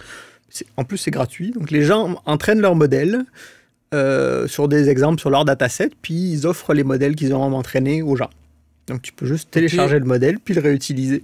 Okay. Donc, s'il y a quelqu'un, par exemple, il y a des Français qui ont entraîné un modèle sur Wikipédia français, et donc, ils ont un modèle qui représente la génération du français d'une certaine façon. Donc, tu peux utiliser ça pour essayer de générer du français directement. Ou comprendre un peu mieux le français quand tu fais l'analyse de texte. Donc, tu sais, il y a des outils qui commencent à se déployer pour faciliter l'utilisation. Ça reste quand même encore très spécialisé. Je veux dire, c'est comme si on avait un marketplace pour les tournevis spécifiques, puis il y a juste les gens qui savent utiliser des tournevis qui vont voir sur cette marketplace-là. Ça fait un marché un peu réduit. Ouais. Mais c'est... mais ça commence la partie... puis il y a de plus en plus de monde là-dessus, du monde des sciences de la santé, du monde des sciences de la bio. Ça reste du monde de sciences, là. Les sciences humaines sont... Il y a quelques-uns de sciences humaines qui commencent à s'y mettre, mais pas tant que ça encore. Là. Ça se popularise tranquillement, pas vite. Là. Moi, pendant mes études, j'avais quelques profs qui étaient intéressés par ces affaires-là. Yannick Dufresne, avec qui tu collabores. Mais tu vois, dans le monde de sciences humaines, l'attention est portée sur la collecte de données, puis sur l'attention aux biais, puis sur tout ça. Peu sur l'utilisation des modèles d'apprentissage automatique encore. Là. Ils sont encore sur de l'analyse statistique très, très standard. Là. Ils collectent de la très, très belle donnée, mais du côté de la valorisation, puis c'est ça que je suis en train d'essayer de travailler aussi avec Yannick, là, c'est voir comment on peut utiliser les données qu'ils collectent, puis les connecter dans des buts bien précis, puis essayer d'aller utiliser des modèles beaucoup plus avancés qu'on aurait nous. Un des soucis qu'on a, puis que Yannick est bien conscient aussi, là, c'est l'aspect formation. T'sais, Yannick a un devoir de formation, puis des formations des étudiants en sciences politiques notamment. si on veut les former aux données, eux, ils n'ont aucun cours de programmation dans leur truc. Donc déjà, leur faire passer la marge de la programmation, puis leur faire faire... eux, ils utilisent du R. Leur faire programmer des choses pour qu'ils soient capables de faire des analyses statistiques et des analyses avancées là-dedans. C'est déjà de l'ouvrage. Et comme il y a un taux de roulement très très fort parmi les étudiants gradués, parce que c'est des étudiants gradués, ils restent là entre 2 ans et 5 ans s'ils font un doc. Là. Fait que tu sais, c'est du coup, il n'y a pas de rétention, puis il n'y a pas de progression non plus. Pas beaucoup de progression, en tout cas, dans l'utilisation des modèles avancés. Fait qu'il y a ce travail d'essayer d'arrimer du monde qui fait de l'analytique avancée, de l'IA, à des données de sciences humaines. C'est encore de l'ouvrage à faire. Là, ouais. Puis comment tu fais pour... parce que là, t'en discutes, tu travailles activement sur un projet comme ça. Tu sais, comment tu trouves les idées, les types d'analyses qui pourraient être intéressantes par rapport au jeu de données, là, tu arrives devant une matière brute qui est vraiment intéressante que tu peux faire passer au travers de tes modèles d'apprentissage. Qu'est-ce qui fait un bon projet? Qu'est-ce qui en fait un moins bon? Qu'est-ce qui t'attire vers un ou l'autre? C'est pas moi qui les choisis, ces projets-là. Et ça, c'est pas mauvais en soi. Là. Moi, je suis juste là pour aider à... Parce que je ferais un mauvais choix. Pas parce que je ferais un mauvais choix, c'est parce que ça reste eux les experts en sciences politiques, puis c'est quoi les bonnes questions qu'il faut se poser en sciences politiques. Là. C'est pas moi qui vais choisir les bonnes questions à se poser. Mais puis il y a le choix de la collecte de données aussi. Là. On parle beaucoup, on a plein de données, puis on peut apprendre à partir de ces données-là plein de choses. Mais en vrai de vrai, quand tu veux faire un bon modèle d'apprentissage automatique, tu fais de la collecte de données spécifiquement pour ce modèle-là. Et donc, tu vas choisir les bons exemples à montrer à ton petit enfant pour qu'il apprenne la bonne affaire, pour que tu puisses prendre la bonne décision. Tu peux pas... Il y a beaucoup ce qu'on appelle de l'utilisation secondaire de données. On prend des datasets à droite, à gauche, puis on essaie de les mélanger ensemble. Mais généralement, c'est beaucoup plus difficile de sortir quelque chose de propre de ça. Et donc, le gros travail, c'est de choisir les bonnes données, les bons exemples qui vont permettre à la machine d'apprendre ce qu'on cherche vraiment à faire. Et donc, se poser la question avant de collecter la donnée pour aller faire la bonne chose ensuite. Et donc c'est important autant de les accompagner dans la collecte, dans le stockage, dans la maintenance de ces données-là, dans la gestion de ces données-là, parce qu'on s'entend que c'est des fois des données sensibles aussi, que dans la création des modèles. Mais la création des modèles devient beaucoup plus simple parce qu'on a collecté les données en conséquence de ce qu'on voulait modéliser. Fait que, tu sais, je choisis pas à partir d'une base de données qu'est-ce que je veux extraire de ça, plus que je choisis ce que je veux faire, puis ensuite je collecte les données pour faire ce que je veux faire. C'est ça que tu voulais dire par ton billet de confirmation en partant, parce que... Ben... Non, pas tout à fait. OK. Le biais de confirmation, là, c'est... Le biais de confirmation, c'est quand je cherche... Je sais que... Ou j'ai l'intuition qu'il y a des variables qui influencent une prédiction, une autre variable. Puis je sais qu'en combinant ces deux variables-là, je vais avoir un résultat qui serait attendu. Parce que dans mon modèle à moi du monde dans ma tête, je pense que c'est le cas. Donc j'essaie de reproduire cette chose. Et j'essaie de confirmer que mon modèle du monde est correct. Mm-hmm. Ouais. Quand je suis dans un processus de recherche, mettons en sciences politiques, je me pose une question sur l'opinion publique. Ben, je vais aller collecter la bonne donnée pour avoir la réelle opinion publique. Est-ce que j'essaie de confirmer une hypothèse? Oui. Est-ce que c'est un biais de confirmation? Pas nécessairement, parce qu'il y a une démarche plus ouverte dans cette question-là. Une démarche de recherche qui est plus méthodologique, je pense, là, versus quand on essaie de mélanger des datasets. Je suis pas certain. Il faudrait approfondir cette question-là un petit peu plus parce que j'ai jamais fait ce lien-là entre, poser une hypothèse et essayer de valider l'hypothèse en allant collecter de la donnée versus poser une hypothèse quand je fais un modèle puis s'assurer que le modèle apprend mon hypothèse ou vient valider mon hypothèse. C'est touché parce qu'en vrai de vrai, si je fais bien les choses, si ma méthodologie est correcte quand je fais de l'apprentissage automatique, je devrais pas essayer de mélanger les données avec pour but de valider mon hypothèse. je devrais combiner les données, voir ce que ça donne, et ensuite, statistiquement, vérifier est-ce que mon hypothèse est valide maintenant. Je suis d'accord avec ça. Et l'heure est venue, Pascal. Ouais. L'heure est venue du tarot. Ah oh, Le tarot. c'est pour ça les cartes. C'est pour ça les cartes. Parce que je tire les gens aux cartes. L'heure est venue. Coupe le paquet. On fera pas un tirage complet, on va juste... on va juste s'amuser, voilà.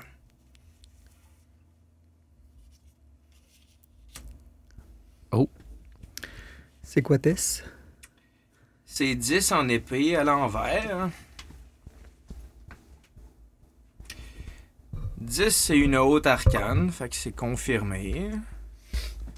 C'est en opposition. L'épée, évidemment, c'est un symbole de conflit ou d'opposition.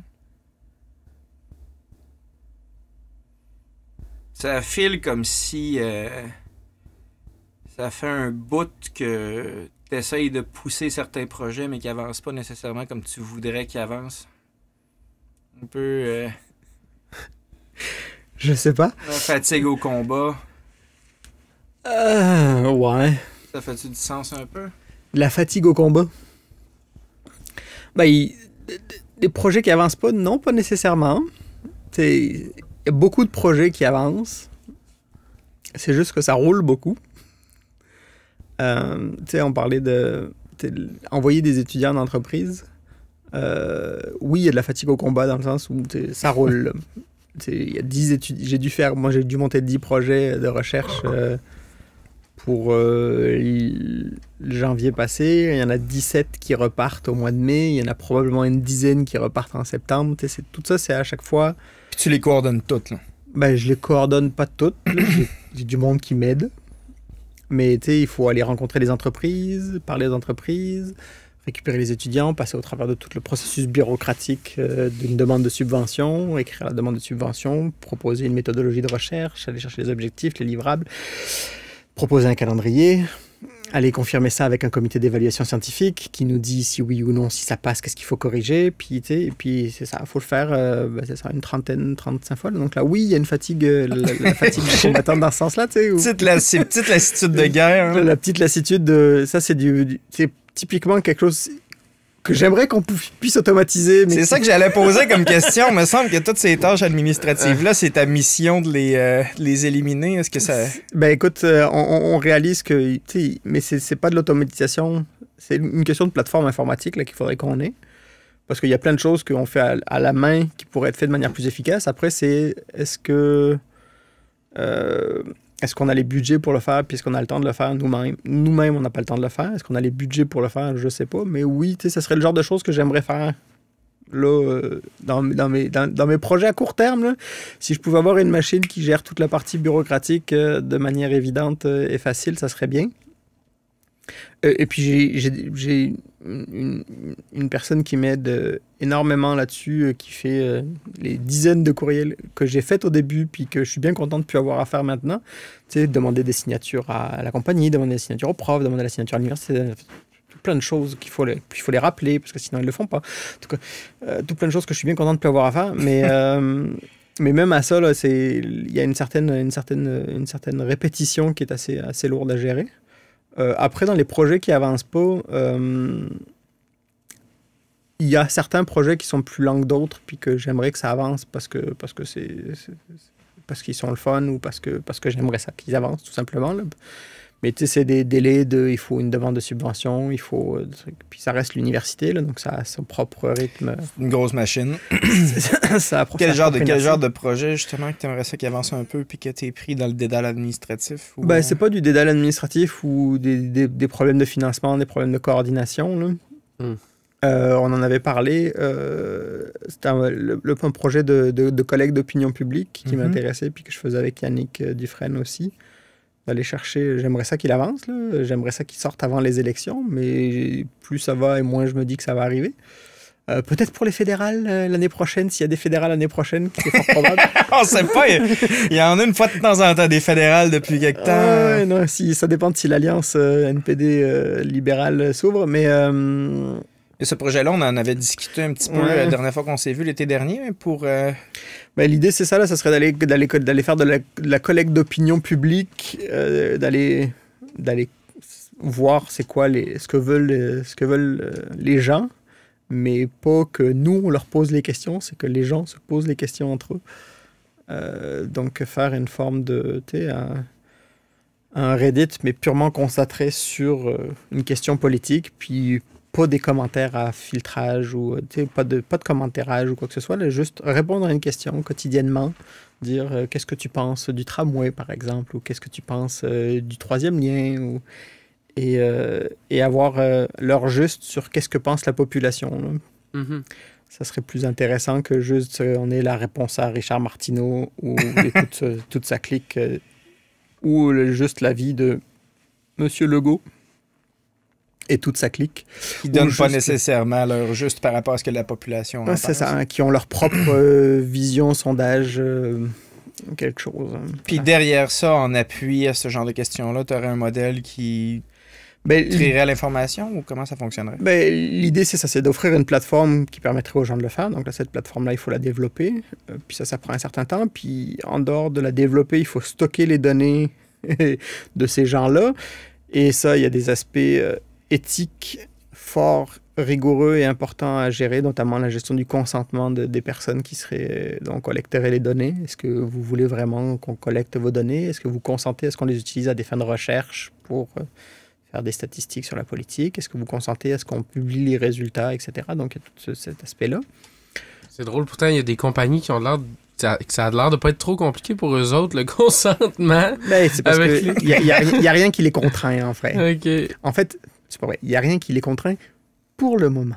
OK, tu penses qu'il y a quelque chose qui s'en vient? En fait, il n'y a pas quelque chose qui s'en vient. Il y a un truc qui est passé dernièrement qui s'appelait le projet de loi 64, qui est rendu la loi 25 maintenant, qui est la loi sur la protection des renseignements personnels et qui, normalement, garantit que toutes vos données doivent être protégées de manière adéquate et sécurisée, puis que vous avez un droit de regard sur ces données-là. Et donc, il y a quelqu'un dans chacune des compagnies au Québec, théoriquement, qui est responsable des données qu'ils ont ramassées sur vous.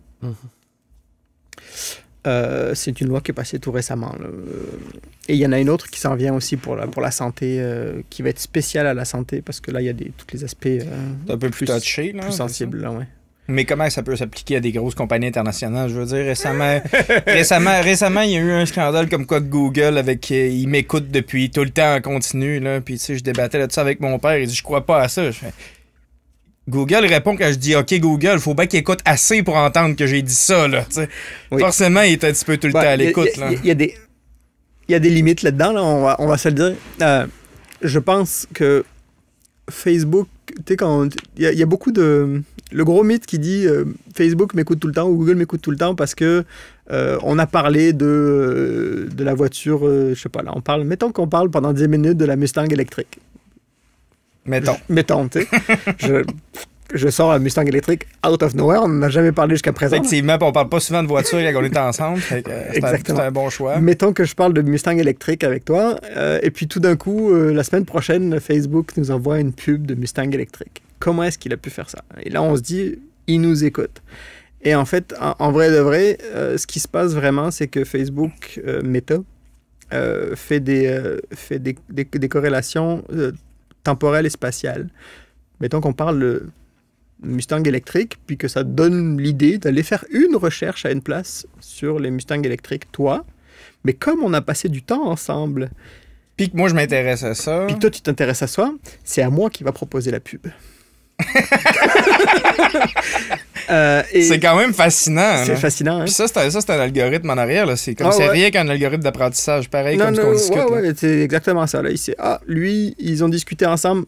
Mais pire que ça, là, mettons que tu vas à un concert puis tu restes à côté d'une personne que tu connais absolument pas là, pendant 30 minutes, que eux lui, il va faire une recherche sur des couches pour bébé, ben, ça se pourrait que tu aies de la pub de couches pour bébé parce que Facebook pense que tu as discuté avec lui pendant 30 minutes et que ça pourrait être intéressant pour toi d'avoir des pubs de couches pour bébé. Peut-être bien que tu aimerais ça avoir des couches chez vous. On s'essaye. C'est ça. Mais c'est aussi con que ça, là.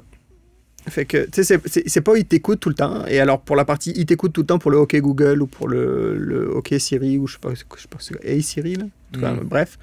Ça, c'est ce qu'on appelle du edge computing, qui est une autre chose super intéressante, c'est qu'il y a des petits modèles qui sont juste spécifiquement entraînés pour apprendre et reconnaître ces deux mots-là. Et ces deux mots-là, ce petit modèle-là, lui, est envoyé directement sur ton téléphone et c'est fait sur ton téléphone. C'est-à-dire qu'il t'écoute, oui, en permanence, mais le calcul est fait sur ton téléphone. Okay. C'est-à-dire qu'il parle, et une fois qu'il a déclenché le mot, là, il t'enregistre pour vrai, et puis cette phrase-là, il l'envoie sur le serveur pour être interprétée. Parce que mon téléphone n'a pas le computing power de faire de l'analyse vocale. Non, puis... tout ça, il peut pas le faire. Donc, il va enregistrer le son, il va l'envoyer sur le serveur, puis il va te répondre. Mais la partie et Google, c'est fait sur le téléphone directement. Oh my God, je suis donc bien moins parano tout d'un coup. Ça fait donc bien du bien d'entendre ça. OK, cool. Fait que... OK. Non, il y a des choses intéressantes. Non, mais l'autre exemple, par exemple, de géolocalisation mélangée avec mes intérêts puis ma recherche, genre, ça revient à ce qu'on était en train de dire tantôt, puis ça, c'est vraiment cool. Ça en est un exemple de mélanger des affaires. Ben là, c'est sûr que ça fait bien du sens, là, de dire si ces deux, parce qu'il y a un GPS dans nos téléphones, donc, si ces deux individus-là sont à proximité pendant suffisamment longtemps, sauf que c'est un algorithme quand même complexe qu'il faut que tu mettes en arrière. C'est-tu des conditions qui ont donné un algorithme d'apprentissage ou ben non, ils l'ont entraîné à faire... Oui, genre, à toutes les fois qu'il y a du monde qui sont proches pendant un certain temps, les probabilités bayésiennes qui achètent des couches par après sont comme... puis on récompense l'algorithme à toutes les fois que quelqu'un achète des couches, genre. C'est ça. Les systèmes de recommandation, c'est un monde à part entière. C'est un monde qui a beaucoup d'argent dedans. Tout le monde du marketing est accroché à ça. Toutes les pubs sur Internet sont accrochées à ça. Et les systèmes de recommandation travaillent... Il y a trois aspects. Il y a l'aspect user-based, donc basé sur l'utilisateur.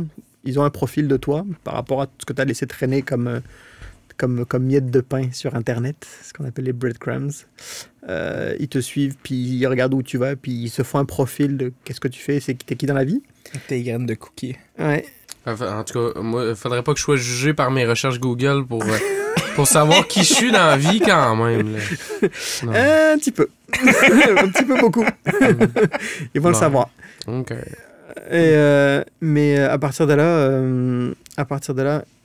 donc il y a la partie utilisateur, profil utilisateur, il y a la partie profil des produits. Donc ils font la même chose sur les produits. Donc ils construisent un profil. Les produits ont attirent un certain type de clientèle. Attirent un certain type de clientèle. Puis selon qui a pu acheter, ils sont capables de faire un lien entre un profil utilisateur et un profil produit. Puis à partir de là, ils font de la proposition, ils te matchent. C'est l'algorithme d'Amazon, basiquement. Les gens qui ont aimé tel produit ont aussi aimé tel autre produit. C'est aussi pour ça qu'à toutes les fois que j'achète un matelas, parce que ça m'arrive plus souvent qu'on pense, j'ai des pubs de matelas pendant quelques semaines après. Je fais, ouais, c'est beau, c'est déjà fait, là, j'en ai pas besoin d'un autre. C'est ça, parce que tu as recherché trop souvent ça. Ouais, c'est ça. Blame the victim, genre, c'est très à la mode. Mais quand même... J'ai un exemple parfait de tout ça, c'est à un moment donné, j'ai perdu un écouteur Bluetooth, mais je l'ai perdu dans la rue, il est tombé. Juste un, pas les deux. Un, pas les deux, mais là, faut que t'en achètes d'autres. Puis juste le fait de dire là, on était, mettons, c'était à l'Halloween, j'avais pas commencé à magasiner encore, juste le fait de dire à mes amis, c'est plate, j'ai perdu mon écouteur Bluetooth, tu t'en perds un, faut t'en acheter un autre paire, tu sais. Puis, là, t'es en train de me dire que mes amis auraient fait une recherche Google d'écouteurs Bluetooth. C'est une possibilité. Parce que j'ai commencé à recevoir des pubs directement en parlant. T'es-tu avec Apple? Non, j'ai un Pixel. OK. Mais ce qui est une possibilité aussi, c'est que le Pixel s'est rendu compte que tu avais perdu un de tes écouteurs Bluetooth. Parce qu'il était plus connecté. Il était plus connecté, ou un truc du genre. Là. Genre, ouais, c'est vrai, tu sais, tu plugues ça sans fil, c'est sûr. Qui comprend, il fait, moyen, d'habitude, j'avais toujours des écouteurs plugués, ça te tente pas d'en avoir, ça marche plus. Ou c'est ça, ou juste, il y en a juste un sur les deux qui est connecté, c'est possible aussi qu'il soit capable de détecter ce genre de choses-là, puis t'en as perdu un des deux, fait que tu as peut-être le goût d'en racheter. Ouais, mais en même temps, en tout cas, on rentrera pas dans les technicalités, mais ça aurait plus. La manière qu'il l'aurait détecté, c'est que depuis 2 jours, je connectais plus d'écouteurs dessus. Ça aurait été une possibilité aussi, là, ouais. Peut-être qu'il se dit, t'as envie de changer d'écouteur, peut-être qu'il marche plus, peut-être que t'as besoin de nouvelles écouteurs, il y a plein de raisons possibles. Ça fait quand même pas mal de subtilité à l'intérieur d'un petit modèle d'apprentissage. Mais le truc, c'est qu'il y a du monde qui passe leur journée sur ce genre de choses-là. Là. C'est. Comment est-ce que je peux proposer un nouveau produit à quelqu'un le plus rapidement possible parce que je sais qu'il en a besoin. C'est détecter le besoin de l'utilisateur. Le plus vite possible, anticiper le besoin. Même. Pour être capable de lui proposer le plus rapidement possible, c'est leur job. Là. Il y a des milliers de personnes qui travaillent à ça tous les jours. Là. Puis une grosse considération en début de conversation que tu avais, c'est l'utilisation éthique de ces technologies-là. Exactement ça. Est-ce que tu considères que c'est une utilisation éthique de l'intelligence artificielle? Non. Non, parce que ça reste une... Il n'y a aucune éthique ni déontologie là-dedans, dans le marketing. Je dis ça du marketing personnalisé, mais je disais ça de la pub au départ aussi. Là. Même affaire.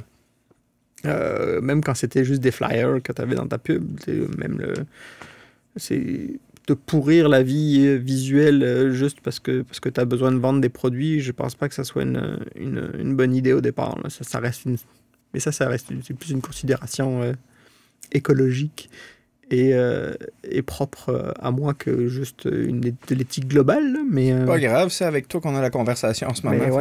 C'est la tienne qui nous intéresse. Le point de vue reste le même là, en termes de consumérisme complet et total. Je pense qu'il y a quelque chose à faire ici là, en termes de marketing à diminuer. Il y a aussi un pendant quand même assez dole de ces algorithmes d'apprentissage-là. Puis j'avais la discussion avec Sam en fait en fin de semaine. Probablement qu'on en a même déjà parlé aussi, là, parce que ça l'a vraiment alimenté le phénomène des chambres d'écho sur Internet. Ben, pareil, là, tu sais, tes amis, ils aiment ça, fait que toi, tu vas aimer ça. T'as fait des recherches sur telle chose, fait que je te suggère telle et telle personne à suivre qui ont parlé de ça. Mm-hmm. Plus ça, tu sais, c'est la machine qui s'auto-nourrit. Puis c'est là aussi que tu sais, je te disais, là, dans le choix de la musique, ils sont très narrow-minded, les IA, c'est qu'elles vont... Plus tu vas t'entraîner à une chose, et plus tu vas te spécialiser là-dedans, et plus tu vas réduire ta vision et ton ouverture à d'autres nouvelles choses. Là. Et c'est peut-être... ça risque d'être une question que les artistes vont se poser si on retourne au processus créatif par l'IA. Là.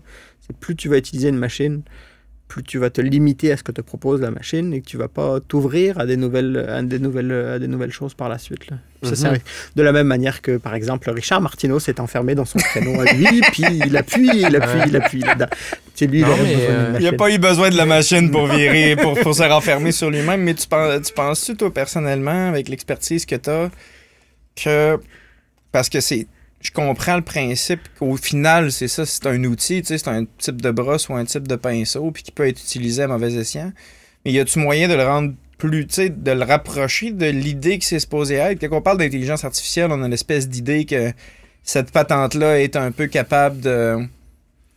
justement de création, puis d'innovation, puis d'initiative, tu sais. Ouais. Penses-tu qu'on est capable d'amener cette technologie-là, à un moment donné, en court moyen terme, à générer plus d'ouverture? Ou ben non, tu sais, c'est juste donné, puis ça va vraiment rien que servir de plus en plus des affaires ciblées puis efficaces, ce qui n'est pas nécessairement une mauvaise chose si ton but, c'est de réduire le travail des gens. Mais il y a ce besoin-là aussi en ce moment, effectivement. Puis il y a du monde qui travaille à ouvrir les IA puis à leur donner le fameux gros bon sens. Là. C'est le travail sur comment être capable d'avoir des connaissances a priori sur les lois du monde, les lois qui existent, puis que les enfants apprennent, puis qu'on a l'impression que c'est inné, mais en fait, ils apprennent tellement tôt qu'ils sont même pas encore capables d'exprimer quoi que ce soit, qu'ils ont déjà inculqué et se sont imprégnés de ces principes-là. Donc, il y a du monde qui travaille sur ces aspects-là. Je ne sais pas à quel point ça va être, ça va déboucher. Tu sais, on parle de recherche fondamentale qui commence juste. Là. Puis c'est peut-être des trucs qui vont débloquer quand on aura du calcul quantique. Là. Donc peut-être dans 25 ans ou 30 ans. Là. Puis pourquoi? Parce que ça prend encore plus de computing power de comprendre ces affaires-là fondamentales? Ou... Ben, parce que ça prend les bons exemples, proposer de la bonne façon, puis des modes de pensée qui ne sont pas encore intégrés dans la recherche présentement. Puis, la recherche est quand même un milieu assez sectaire. C'est bizarre, hein? Dans le sens où ils sont très fermés. Les chercheurs sont très spécialisés dans leur domaine, puis ils ont leur niche de publication, et ils restent dans cette niche-là. Parce que c'est là... Et puis là, ça, c'est encore une fois, c'est un biais du systémique, là, où c'est du publish or perish. Tu es obligé de publier pour te faire connaître, pour récupérer des subventions, pour pouvoir publier, pour te faire connaître, pour récupérer des subventions. Et si tu publies pas, ben, tu peux pas te faire connaître, tu récupères plus de subventions, donc tu meurs. Si tu parles pas comme les autres, ben, tu publieras pas parce qu'ils vont pas juger que c'est bon ce que tu dis. C'est presque comme ce que je connais de l'industrie musicale. C'est exactement ça. C'est le même principe. Il faut que tu restes... Et puis, tu as ta niche. C'est-à-dire qu'une fois que tu es un spécialiste de telle chose, ben, tu peux publier sur telle chose, puis tu es reconnu pour telle chose, fait que va pas t'occuper de la niche de quelqu'un d'autre, parce que sinon, le quelqu'un d'autre, il va pas être content, il pourra pas publier autant. Et donc, tu sais, il y a une question de chasse gardée, il y a une question de... Et puis, il y a les grands mouvements de recherche, par exemple, pendant super longtemps, les réseaux de neurones, ils sont passés par un creux phénoménal parce que personne n'y croyait plus. C'était monté dans les années 90. Puis il y avait eu une grosse déception parce qu'il n'y avait pas la puissance de calcul à l'époque. On n'était pas capable de faire plus de 25 neurones à la fois. Là, on parle maintenant de plusieurs millions de neurones. Et donc, ça avait une grosse... Et donc, pendant super longtemps, les chercheurs en réseau de neurones n'arrivaient plus à publier parce que tout le monde disait, mais ça marche plus, c'est dépassé, ça date des années 90, oubliez ça. Et finalement, ça a pris qu'un algo avec des nouvelles technologies, une nouvelle puissance de calcul soit capable de faire exploser cette chose-là pour que ça redécolle à nouveau. Mais ça a pris 25 ans.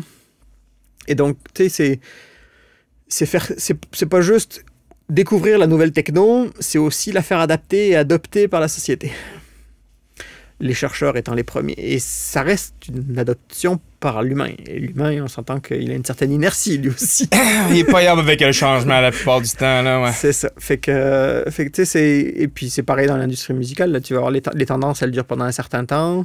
Tu sais, on parle c'est souvent sur une décennie, là, qu'on parle de tendances musicales. Ouais. On parle des années 80, des années 90, des années 2000. On parle pas de qu'est-ce qui se passait en 2012 ou en 2013, là. On parle des années 2010 comme étant une mouvance musicale en soi, ouais. là. Fait que c'est le même principe, ça reste sociétal, cette chose-là. Et donc, ça a un rythme d'intégration qui est beaucoup plus lent en termes de capacité. Et dans la recherche, pareil, le développement de nouvelles idées est très, très long à s'imprégner. Donc, avant qu'on arrive... puis, il y a des gros débats philosophiques entre chercheurs. À quel moment on va être capable d'atteindre la fameuse singularité où l'IA... Est-ce qu'on est déjà dedans? Il y a des débats. Le débat est ouvert. Non. La singularité, on n'est certainement pas dedans présentement. Là. C'est quoi? Je te remets dedans la singularité. C'est le moment où une intelligence sera capable de reproduire une autre intelligence plus intelligente qu'elle-même. OK. Et dès lors qu'elle est capable de le faire, ben celle qui était plus intelligente, elle est capable de se reproduire plus intelligente, et ainsi de suite. Et là, ça devient une explosion de l'intelligence. Et donc, on se revient avec une intelligence qu'on appelle générale, qui serait un être suprême, qui est capable de réfléchir 10 millions de fois mieux que nous sur tous les sujets possibles, avec toutes les connaissances qu'on a déjà acquises jusqu'à présent, puisqu'elle aurait accès à l'ensemble de l'information qu'on a accumulée sur tous les réseaux. Mm-hmm. Chose qui... Est-ce que ça va arriver? Quand est-ce que ça va arriver? C'est la chose qui fait peur à beaucoup de... C'est quand on parle de ça un peu, mais c'est pas un peu aussi de connecter un AI à Internet qui parle à d'autres AI? Ça arriverait même pas à ça si on faisait ça. On est loin de là pour le moment. Les AI sont même pas capables de se parler entre elles, déjà. Parce qu'ils développent pas le même langage. En fait, ils ont fait des expérimentations. Là. C'est pas vrai. Il n'y a pas eu une affaire avec Microsoft qui a été obligé d'en déconnecter une parce qu'elle est venue vraiment vulgaire et raciste dans le temps de le dire. Ça, c'est parce qu'elle était au contact de l'humain. Sur Twitter, ils ont fait ça. Sur Twitter, oui, c'est vrai. Ouais. Il y en a une qui a fait ça. Mais non, ils ont fait de se parler deux AI ensemble. Au début, elles communiquaient, puis elles se sont rendues compte que elles pouvaient communiquer plus efficacement si elles raccourcissaient les mots, si elles...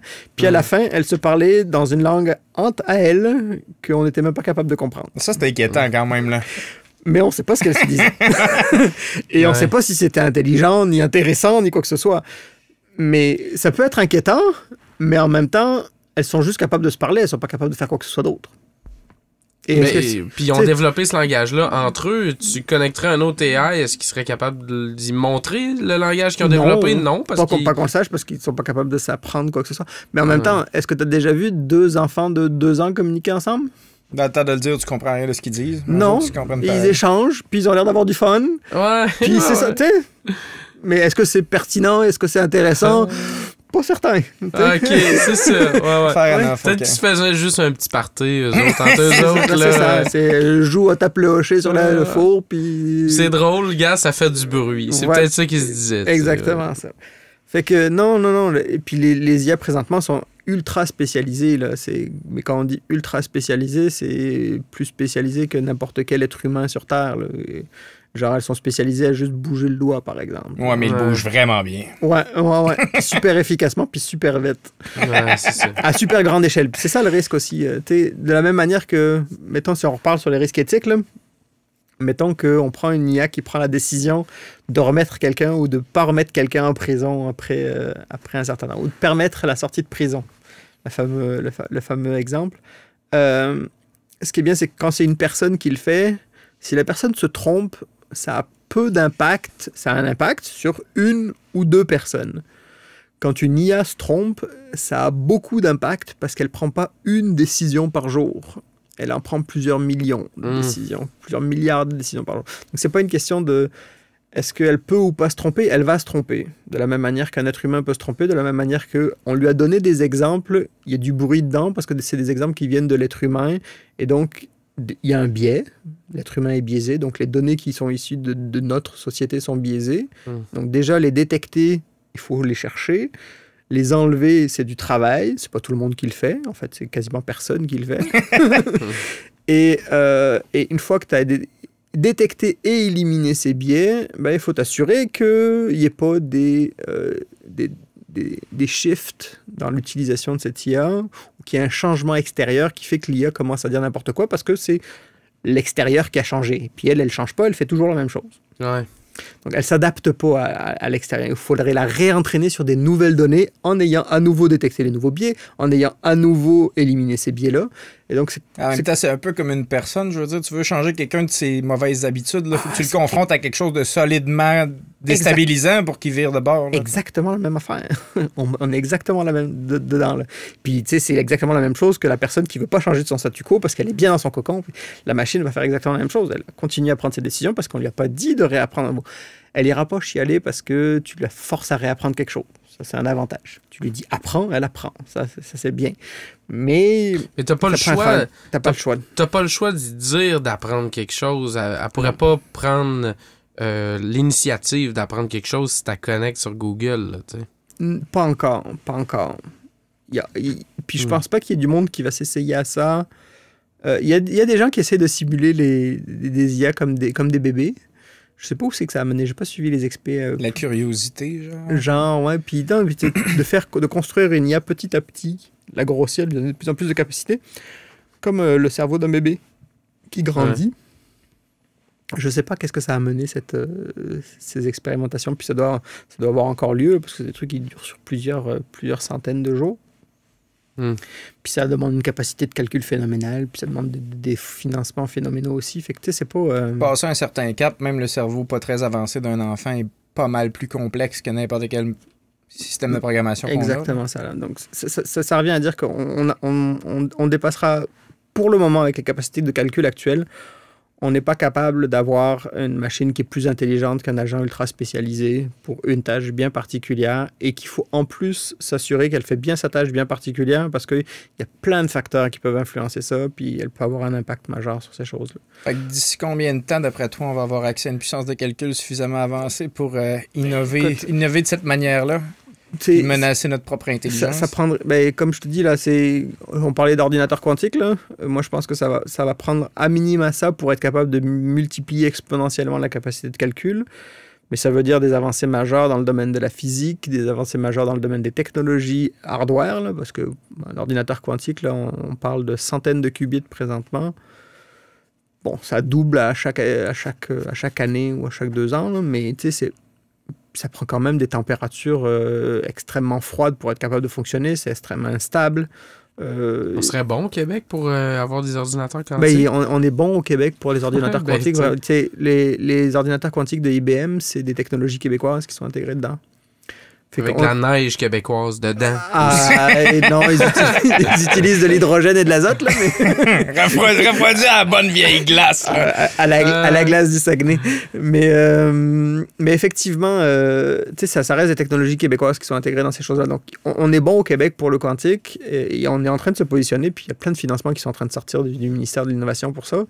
C'est juste que on est dans du balbutiement...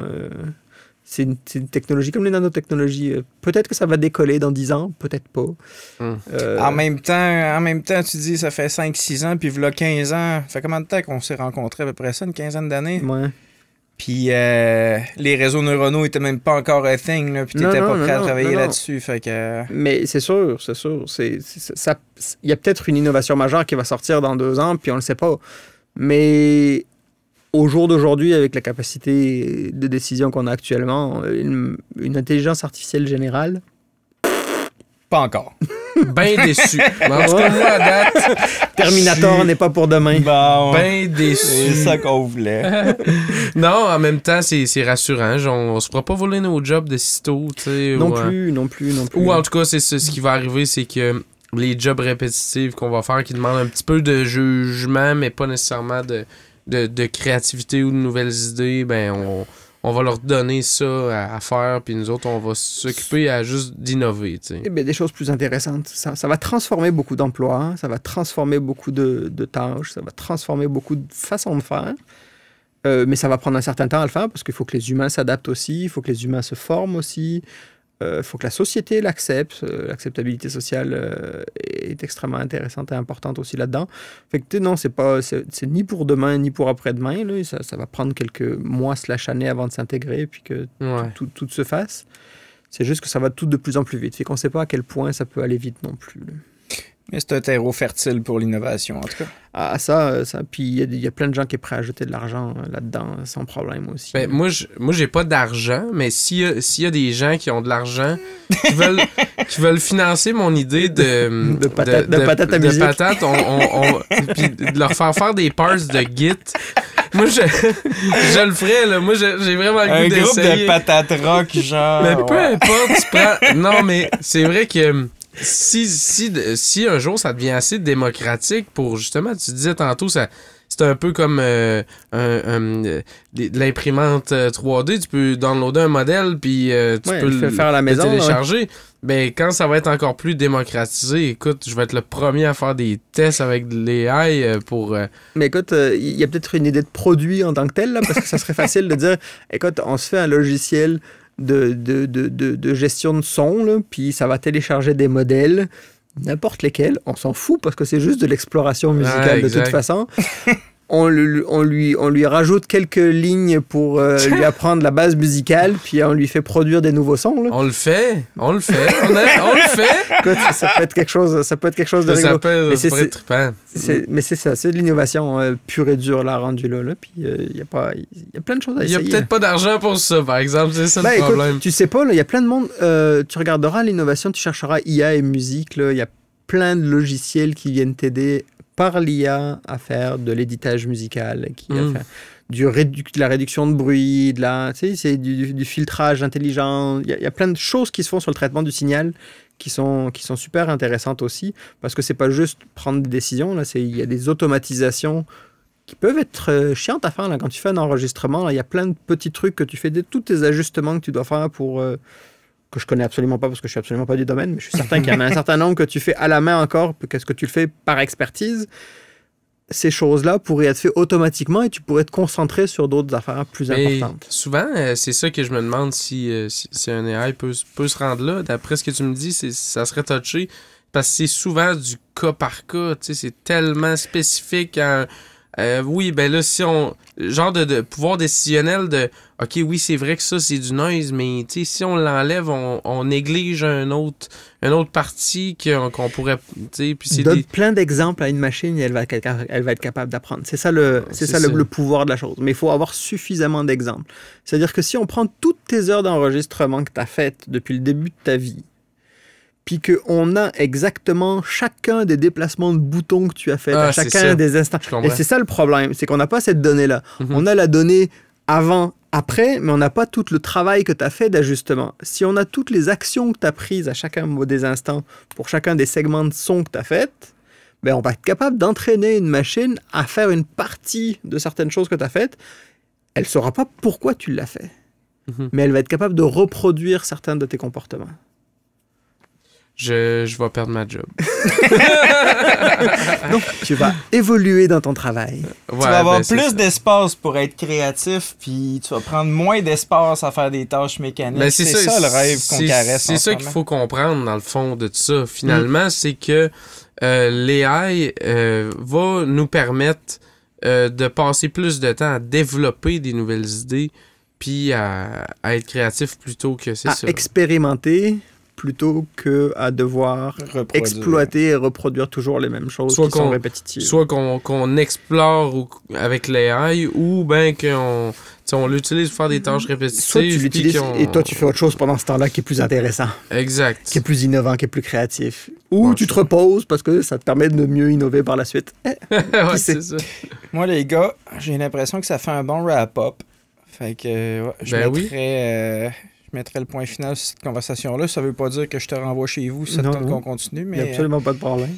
Mais peut-être une dernière question que j'aurais pour toi avant qu'on s'applaudisse. Ouais. C'est qu'est-ce que tu penses qui va être le plus tripant et qui s'en vient dans un futur proche? C'est une bonne question. Le plus tripant? Il y a plein de sens possibles dans le vocabulaire que tu emploies. Vas-y comme tu le sens. Il y a des choses qui sont en train d'exploser en ce moment, c'est le métavers avec Meta. En termes de créativité, en termes de... Tu sais, ça a l'air tout con. Ça a l'air super hypé en ce moment et super forcé dans la gorge des gens. Ce que c'est, pour vrai. Ouais. On s'entend qu'ils sont en train de pousser ça fort parce qu'il y a... Tu sais, c'est comme à la période du Far West... quand ils ont découvert l'Amérique, là, où les gens arrivaient puis ils avaient juste à planter un bâton et dire « Ici, c'est chez moi ouais. ». Et puis ils devenaient propriétaires de 4 millions de kilomètres carrés. C'est un bon temps. Écoute, c'est exactement ça qui est en train de se passer présentement dans le métavers, sauf qu'en plus, il n'y a pas de limite d'espace. Tu as juste à poser un serveur, tu dis « Ici, c'est chez moi » et tu peux inviter les gens à venir chez toi. Et je pense que cette chose-là, là, présentement, c'est contrôlé par les grosses corporations qui disent on vous donne un cadre magique intéressant, si vous pouvez venir, machin. Si jamais on est capable de revenir à l'essence de ce qu'était Internet, à sa création, à la décentralisation de l'Internet, comme il était prévu au départ, et où chaque personne a un accès à Internet et peut proposer un espace, de la même manière qu'à l'époque, n'importe qui pouvait venir héberger sa propre page web et dire « Ici, c'est chez moi, venez voir ce que je vous propose, etc. » Au début des internets, au vrai sens du terme. Oui. Parce qu'il y en avait plusieurs. Et qu'on est capable d'avoir, chacun host et héberge chez eux, sur son ordinateur, une petite salle virtuelle qui est chez lui, c'est son salon virtuel, puis il peut venir. Puis, il pourrait y avoir quelque chose... comme les Skyblogs, là. Finalement, exactement. C'est quoi, les Skyrock? Comment que ça Les s'appelle? Les premiers réseaux sociaux. Les Skyblogs, c'est typiquement une première centralisation d'un espace web. Ouais, qui est venu après. Puis Facebook en est un autre. Là. Tu allais sur Facebook, MySpace en est un autre aussi. Avant, pour être capable d'avoir ton espace web à toi, tu étais obligé de te monter ton propre serveur web pour proposer une page à quelqu'un.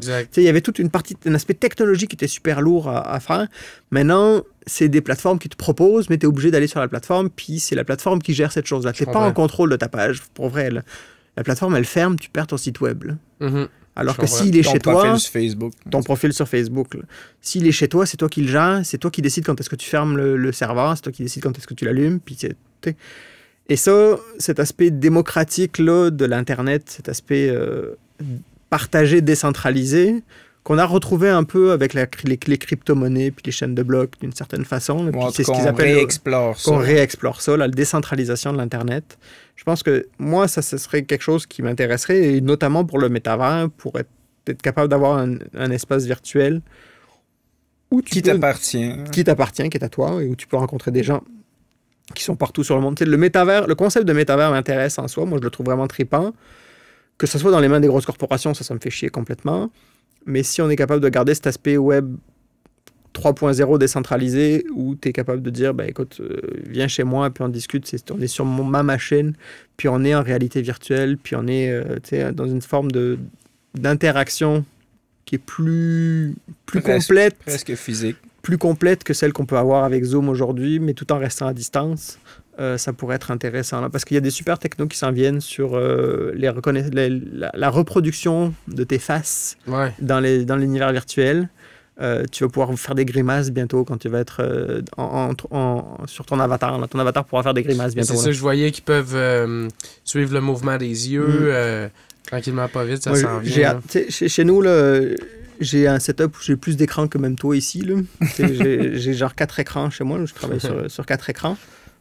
J'ai hâte de me débarrasser de ces écrans-là, puis d'avoir juste un casque de réalité virtuelle. La seule chose qui m'emmerde présentement, c'est le coût d'accès. Ouais, ils sont inconfortables. Ça reste des grosses machines. Non, l'Oculus, le Meta Quest 2, maintenant, est super bien, super puissant, super accessible. Il coûte pas cher. Le seul problème, c'est que t'es coincé avec Meta. Ouais, Et donc, chose qu'ils avaient dit qu'ils se débarrasseraient un jour, ils l'ont jamais fait, là.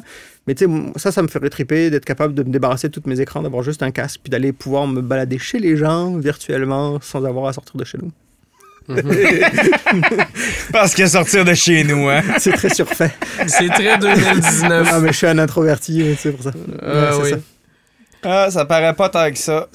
Merci sincèrement, Camille. Merci à vous de l'invitation, c'était le fun. Ben oui, c'était vraiment intéressant. C'était un bel exercice de vulgarisation de ma part. Là. Ça a été Ben, tu l'as fait à merveille. Moi, là-dessus, je te donnerai une bonne... On se donne une bonne main d'applaudissement. Merci pour les questions. Merci beaucoup.